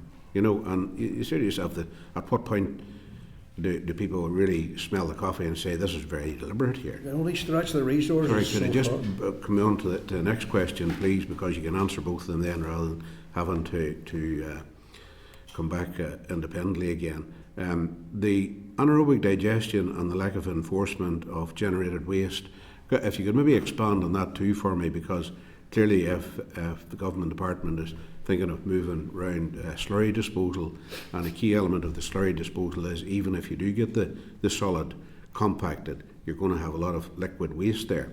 So your experiences of that, I think, would be very helpful, please. All right. I come in just first, just to mop up the first bit. So I think your question, Patsy, was more like, what do you think NIA could do to assist? I think one of the things I've discovered, and certainly since I've come into post, is KPIs. You know, just we want to see ongoing monitoring. We respect that there's a level of it, but it could probably be to a higher standard, where we want to see what, you know, what the targets, almost like your RAG reviews, your red, amber, green. Are we ticking these? I mean, I'll give you examples of monitoring. Could be the amount of new car washes that's set up in towns. I mean, nearly every town has some that's maybe official and some that look like they've just been set up for the day. So I mean, pop-up car wash is probably the term. And these are major challenges, because the first thing, as many of you know, it goes straight down the drains, and 99 times out of 10 probably going into a river. So maybe in terms of that would be setting up KPIs, and maybe an ongoing monitoring programme, maybe around the towns. Maybe I know, and I will praise NIAFIS, they've worked a yellowfish programme, and I'm trying to engage with them to deliver something in Ballymoney at the moment. They've delivered it successfully, piloted it in Ballyclare. So they paint the drains yellow, so you know it's going into the rivers. So maybe it's a deterrent. There are things like leaflet drops, and there's an educational aspect to that. You know, some of the local communities see it as a drain. Let's just get rid of our paint, let's get rid of our water, our oil, whatever. But not a lot of them know that where it actually goes after. They know it leaves the tin and then that's it. That's not their problem anymore, but it's an ongoing problem to someone downstream. So you've got to look at that. But certainly I think ongoing monitoring, regulation, enforcement in terms of looking at these things, but setting small targets. You know, we want to maybe go through a town today and we want to investigate so many levels of premises, and here's how many we've done, here's what we've, you know, like a sort of KPI, because when we're going into meetings it sort of feels like we'll get back to you down the line, or it'll send somebody hasn't had the management brief, and I could ask you for your brief, Patsy, and that we're getting questions where guys are saying, sorry, such and such isn't here today, I'll give you an update in 6 months. And it's not really what we want to hear, and again, it's not what our members want to hear, because like yourselves, we're the middlemen. They're saying, well, what are you doing about it? We're asking the questions, but we're not. It's a case of we're not being able to provide the answers while there are no data in place or no.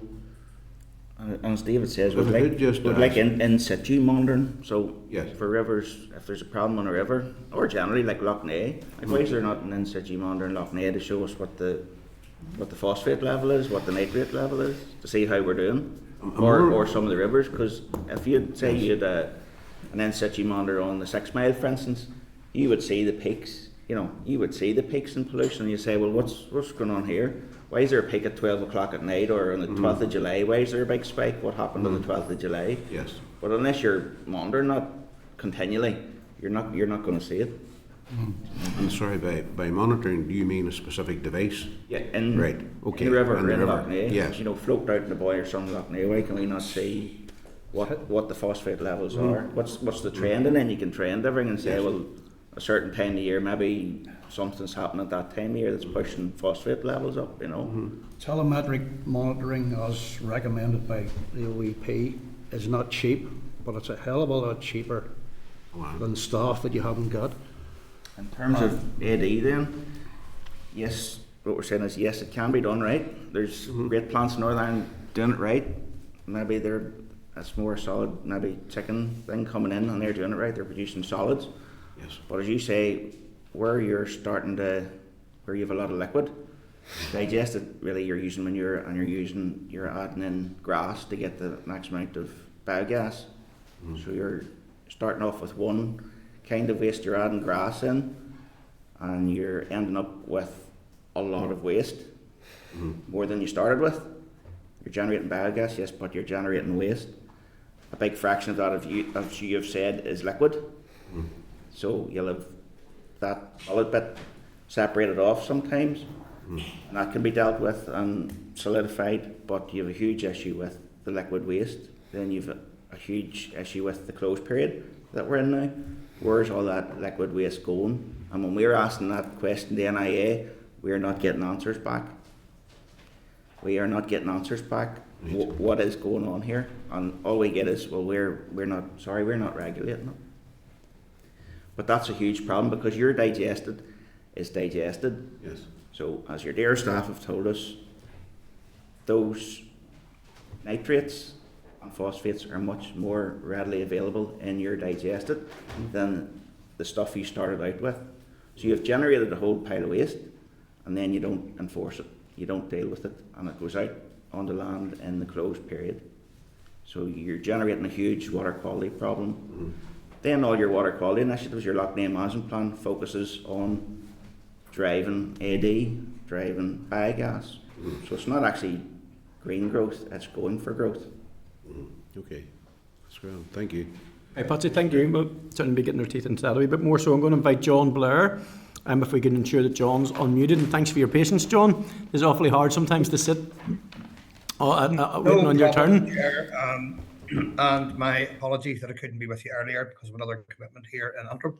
I have two questions. Before I make them, I hope you don't mind me just saying, first of all, a quick thank you to the Federation for their work and perseverance in continuing to do what they do with less backup than they used to have, and also for their regular updates to people like me who are serving as elected reps. I want to clarify also, if I may, just very briefly, that the Public Anglian Estate that Gary and others referred to earlier is, was, and always has been an inland fisheries responsibility, as well as the engagement and outreach that was referenced earlier also. So we should not lose sight of where that sat, where it has always sat, and the source of any reduction of any of that provision.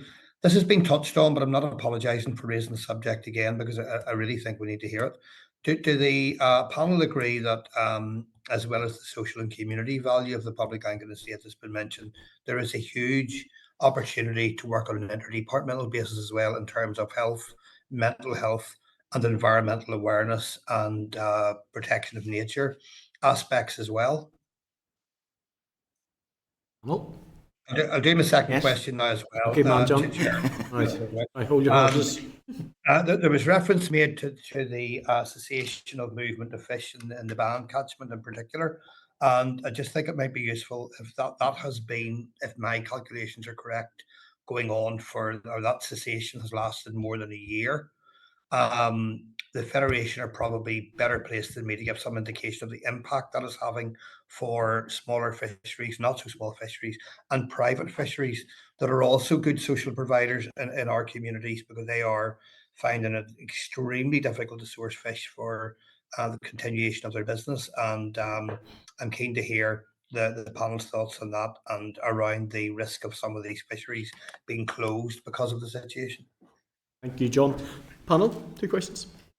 I suppose I'll touch on you say the issues, and I know I've spoken to John before about this. One of the issues about was probably interdepartmental would be the common fisheries, the reservoirs bill, and the impact that it's having on angling currently, and that includes the private fisheries where they comply with standards of health and safety. There's, let's say, the excessive costs to rectify or bring them up to compliance standards are maybe more than the value that some of the clubs can actually financially afford to bear. I mean, if you have some clubs, we've clubs that turn over maybe tens of thousands, or some turn over hundreds of thousands, but the majority are turning over a couple of £100, and they're faced with a civil engineering bill that could be upwards of maybe £20,000-30,000. That's not sustainable. As a result, I think we've had 3 or 4 clubs who have actually completely devoid of angling water as a result.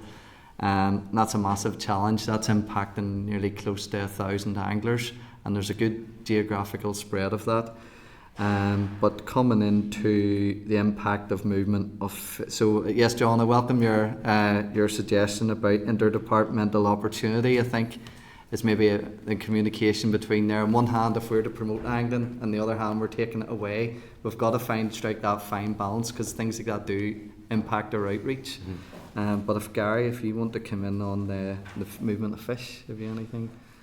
Yeah, well, obviously the department stopped movement of fish out of their department-owned fish farm at Movanagher that John's referring to. Now, why they did that, subject to debate with a few whistleblowers from within the department, were saying it was purely a budgetary matter. The department say it's a zebra mussel related matter. There are 3 decontamination protocols in place that could decontaminate the fish and allow them to move. The department won't use anything for the last 15 months. They have culled, I think, somewhere upwards of 80,000 fish. There's another 44,000 fish, I think, to be culled in the next few weeks. A waste of public resources with no reason for doing so. The public angling estate then isn't being stocked with fish, so those of us that buy our permits from the Department of Fisheries have no fish to fish for. It also impacts on private fish farms, so one of the biggest ones is Innishlockan, and it's one of the biggest fish farms in Northern Ireland, privately owned, but they can't move fish either for the same reason. Again, there's no reason for stopping them. There's decontamination protocols there. The department just, for whatever reason, will not use them. We have made a formal complaint which didn't go anywhere. So we're back to square one again. But there's no reason those fish, there's nothing wrong with them. They can be decontaminated and used in the public angling estate, but it's affecting private business as well now. It's affecting the supply of fish into the private put and take fisheries. So there's a huge wide impact, and there's no scientific logical reason for the way the department's working, other than to say that they really want to reduce the public angling estate or close Movanagher because they don't have the money to run it. But when we dig into it and we say, well, why don't you just take fish from private fish farms and stock the public angling estate? Oh well, we don't, that would be much more expensive. So when you drill into it then you say, well, what's the cost of production for a 1 pound trout in Movanagher? They don't know. They don't know their sample counts. So there's a big query to what is going on. Is it zebra mussels? It's obviously not. It's a budgetary thing. Yeah. Chair, thank you for that. And thank you, Gary, for that. Just before we move on to William, has indicated that just on, and because the fish kill, but it's just piqued my interest incredibly. You talked about Hillsborough earlier on, so Hillsborough Lake, and did you say full of roach? It's like an invasive species and stuff. So there's no joined up plan to address a public resource like that, and we've got a fish kill protocol here. You say, I don't know, yeah. Was it? Yeah, well, one I was referring to was Ansborough. It's down in Castlewellan. Okay. It's one of our clubs. So somebody must have transferred roach into this lake illegally. The roach then are an invasive species, listed invasive species, not native to Ireland. They've proliferated in this lake, so you go from clear water to real muddy water. It's no longer a good trout fishery then. Trout need clean, fresh water. This thing's just a mud hole. But there is no help from the department when you say, right, we need to actually control the roach in here, we need to remove them. Yeah. We actually need to probably wipe the whole lake out, using chemical and start again, but we need to get rid of them. There's no help, there's no invasive species removal protocols, there's absolutely no help from NIA, from inland fisheries, from anybody. They'll just come back and say, oh, you can't do that, you can't use rotenone, which is a natural pesticide, kills fish, comes out of the roots of a wee tree in the Amazon somewhere. The guys out there use it for fishing in the wee rivers in the Amazon. Oh, you can't use that, that's illegal, you can't use that. But it's not illegal, you can. It's just they will not do it. We can't be seen to kill fish. Department can't. Okay, thank Department you. can't be seen to kill fish. Well, they do it at Movanagher, so. All right, William, go ahead. Thank you, Mr. Chairman. In relation to pollution, and you did mention anaerobic digesters and spreading liquids in closed periods. I understood they're subject to the closed period just like the rest of the farmers. That's correct. So there are cross-compliance penalties. And those can be quite serious if they're caught doing that. It may not be a legal issue, but it's a cross-compliance issue. Yeah. Is it enforced? What you're saying is here today that there are people that own biodigesters spreading story in the closed period. Yeah. And you believe that's a fact? Yeah. And that issue should be brought to light because, I mean, they're not allowed to do that. No, they're not. But again, you need enforcement, and if NIA, as I've said, aren't enforcing it. Part of agriculture should enforce it, cost compliance can enforce it. Correct. So it is an enforceable issue, like. So, it is, William, yes. Yeah, by cross compliance, and fines by cross compliance can be much worse than fines by the court. It can, yes, but again, there's issues around cross compliance, nutrients action plan, and transparency. Has the closed period, in your estimation, has the closed period helped in relation to pollution?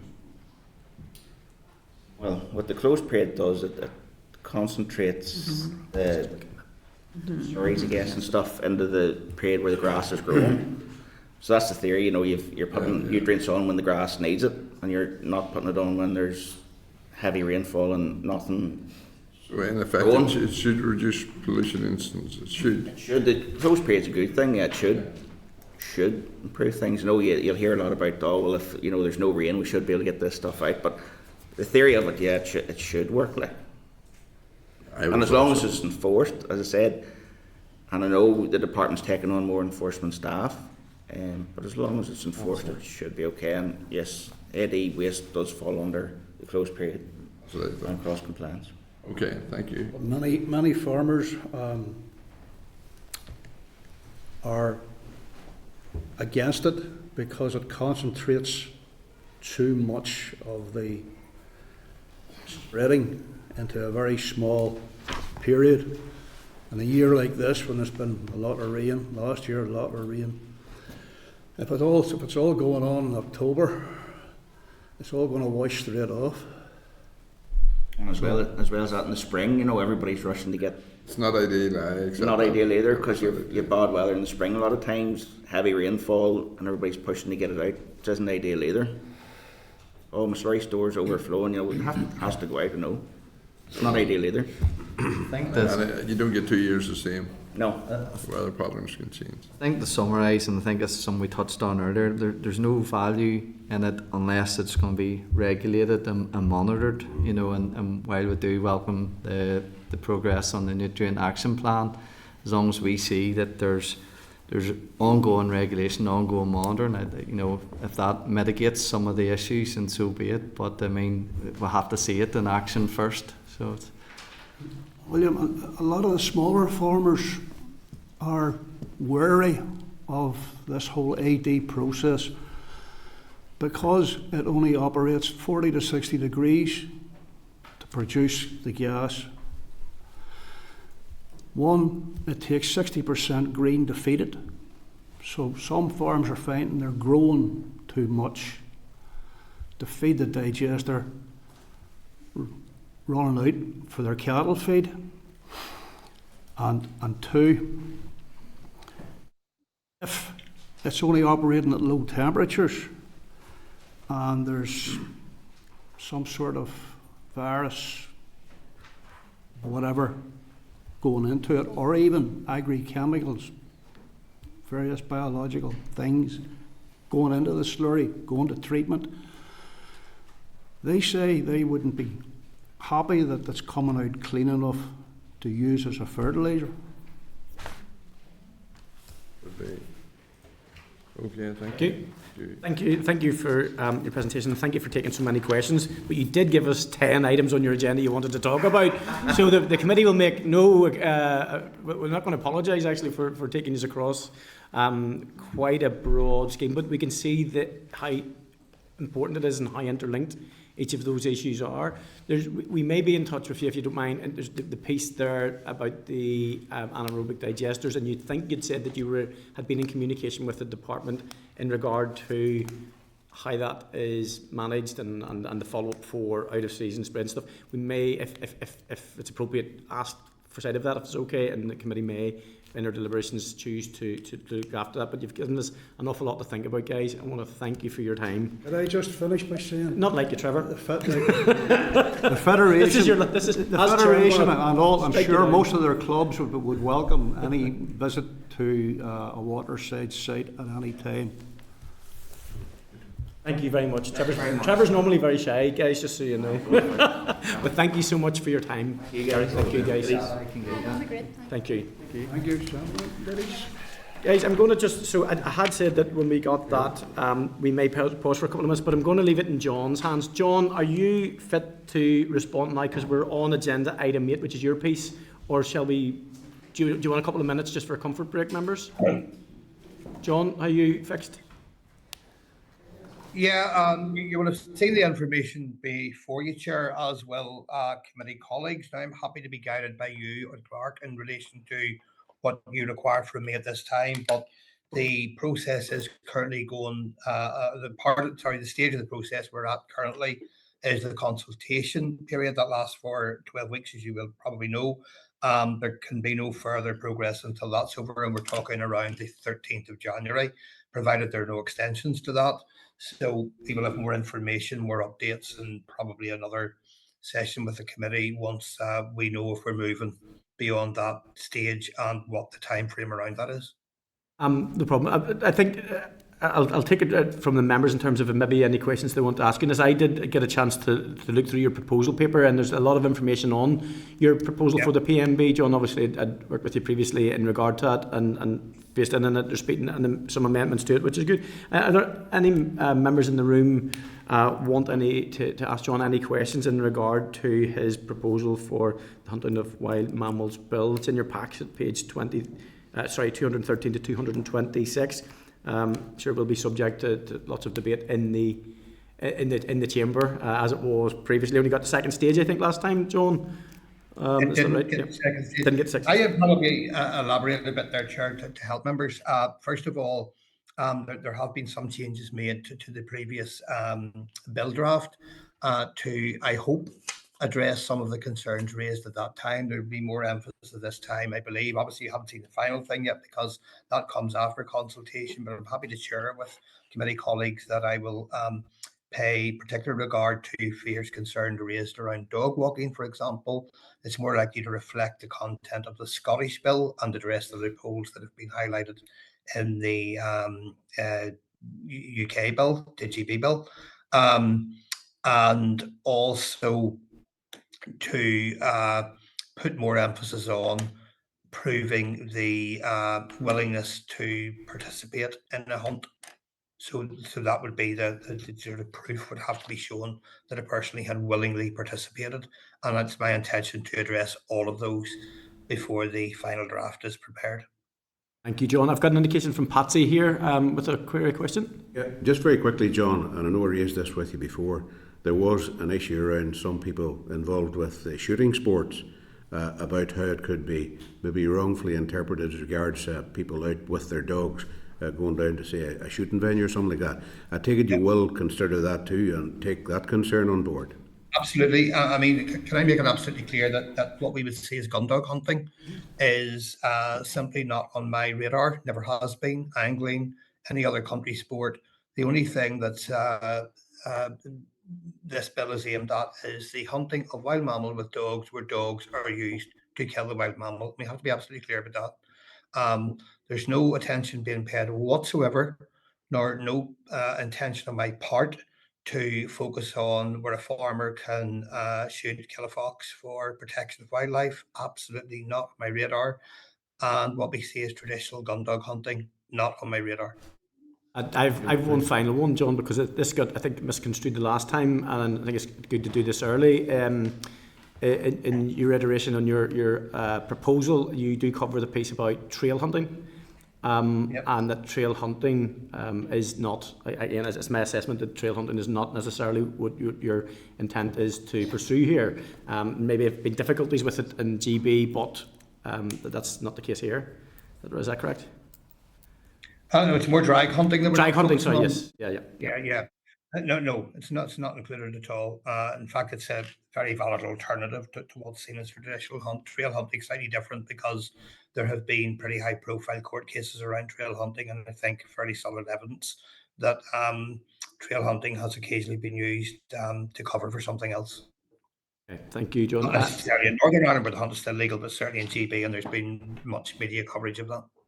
Okay. Any other members? William? Thank you, Mr. Chairman. John, there's a ban on hunting in England, and a number of years ago, and it seemed to make no difference whatsoever.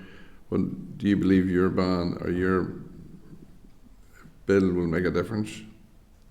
It depends what difference you're looking for. I expect, William. Certainly, the difference that, or one of the differences that I would be looking for, is the bit where human beings think it's appropriate to organise something and call it a participation sport or activity, and use dogs to kill wild mammals for their entertainment. So if the bill by its nature puts a stop to that barbaric practice, then yes, to answer your question, it will have made a difference in my opinion, because that barbaric activity will have stopped. No, the issue I was raising just was that in the mainland, in England itself, they had a ban, and it didn't seem to make any difference. Well, there have been many loopholes found to the English bill, of course.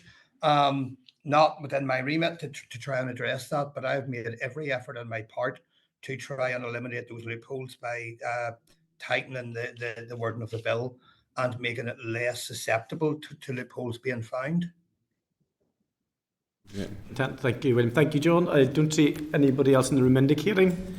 Okay, thank you very much, and I'm sure we'll cover it. I think Anya is, Chair. Sorry, it's not my... Oh, sorry, I can't... Because I've got it on screen, it's maybe easier. All right, I can't see Anya on the screen, sorry. No, that's okay, Chair. And just a quick one from myself, John. I've received a significant lobby from various constituents over the last number of days, highlighting issues that they think there is with the consultation. Are you aware of those issues? I am on you.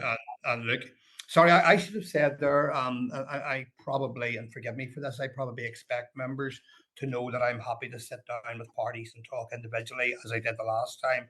I will most certainly do this time with political parties and any independent members of the Assembly as well. But also individually as MLAs, if anybody's got any queries, I am more than happy to sit down and talk about any concerns that are raised. Can I make the case here? Now, it's not for me to tell anybody how to answer their constituency emails, but I mean, there are things in that campaign email that are clearly incorrect. For example, there's a strong accusation that my bill was not within the scope of a private member's bill, when it clearly is, otherwise it would not have been passed by the Assembly bill team to proceed. So there are procedural matters there that have been addressed a long time ago, and if that had not been cleared by the appropriate qualified Assembly officials, then quite frankly it would not have proceeded to this point. So that is inaccurate. The other allegation that's made, and this will be made again because I've been through all this before, is that the nature of the consultation is somehow incorrect or not suitable. Look, this is a consultation is designed only to help shape the members' thinking around the bill. It's not intended to be scientific, but a member should feel duty bound to take the response of that consultation on board. And you've my pledge that I will do that. However, the method of consultation survey that I'm using is absolutely consistent with the method used by other members when bringing forward their private members' bills to shape their own thinking. I don't want to start naming bills because I don't want that to be implied as any criticism, but the survey format I'm using is the same that has been used on many, many occasions when members from across parties bringing forward private members' bills on a wide range of issues. Same format, same process. Are you content with that, Anya? That's 100% Chair. Yeah, just a quick point again in relation to the consultation itself. And John's right, there have been a number of issues laid out within the lobby. And I suppose whether we've consultation and there is different methodologies, I would assume with consultations, but another issue that they were flagging was the fact that there was no, I'll not say no context behind the consultation itself, but there was kind of one side was represented and another side of the debate wasn't. I just want to get maybe your comments on that, John. Well, the introduction to my bill, I'm obviously going to outline the purpose of the bill and what it's intended to address. It would be a pretty, I think, bizarre situation if I was putting forward an argument in the introduction to my private member's bill that would be an argument against my private member's bill. Everyone knows that those arguments exist, but that's what the consultation is for. It's for people to come in with those counter arguments or counterpoints. It's not my place to do that. The duty on me is to make clear to people what the bill intends to do, why it's intended to be done. Those reasons and that rationale are there very clearly in the introduction to the consultation. And then any thoughts coming back from that, I have to take that on board. But I mean, it's not my duty to present a counter argument to my own bill. No one has ever done that before, and it would therefore be unreasonable for me to be expected to do that. Thank you. And just finally, Chair, if you'll indulge me, around the amendment to the initial consultation questions, John. Has there been any no provision? Yeah, can I make? Has there been any no? I have answered those. I'm happy to share my answer. By the way, obviously my answer will be very much my own view of the original consultation, but in the interest of openness and transparency, I am happy to share my drafted answer to those campaign emails with any member of the committee if they want to get in touch. I'll anonymise anything, of course I will. But the questions were never altered, by the way. It was flagged up to me, could I point out to members, it was flagged up to me to an objector to my bill, known to me through the political arena, that they couldn't complete the question about penalties because there was no option for someone who thought that there shouldn't be any penalties. The question on penalties, I'm doing this from memory here, I don't have a paper copy in front of me, but of the questionnaire, but they were they pointed out to me, to be helpful, I should say, that it listed should the penalties, for example, be fines, should it be jail sentences, should it be a mixture of those things. There was nothing for someone to say none of the above, or that there shouldn't be any penalties. And obviously somebody who doesn't agree with the bill doesn't think there should be penalties. So I simply put in a none of the above situation or option. The other situation presented to me was that the final question on the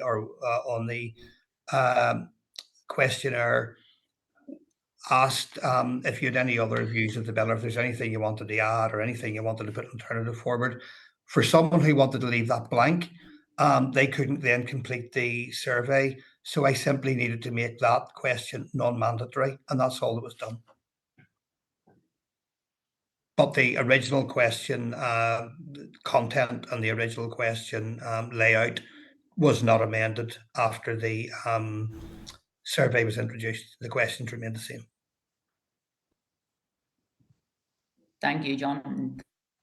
Thank you, Chair. That's all, Anya. Thank you, and thank you, John. Apologies, Anya, I just couldn't see on screen indicating. And thank you, John, for that. And I'm just going to presume, and you've already alluded to, you're more than content to brief the committee and members and parties in more detail as this progresses. As this is shaped, absolutely, Chair. Thank you so much. Okay. Thank you, members. Thank you all. Thank you. Members content then to note that there's plenty of questions asked. Okay, thank you. And just before we take a wee quick break, we are going to take a 3 or 4 minute break, if that's okay, comfort break. Just want to advise that our Deputy Chair is moving forward with a Members' Bill. This one is focused on the areas of natural constraint, ANC scheme. The draft is also currently open for public consultation. Do you want to say anything briefly, Declan?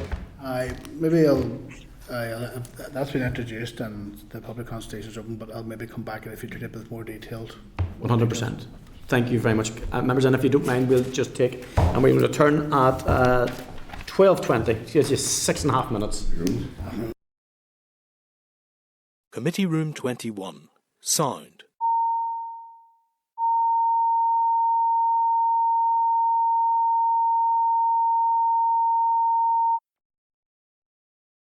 Committee Room 21. Sound.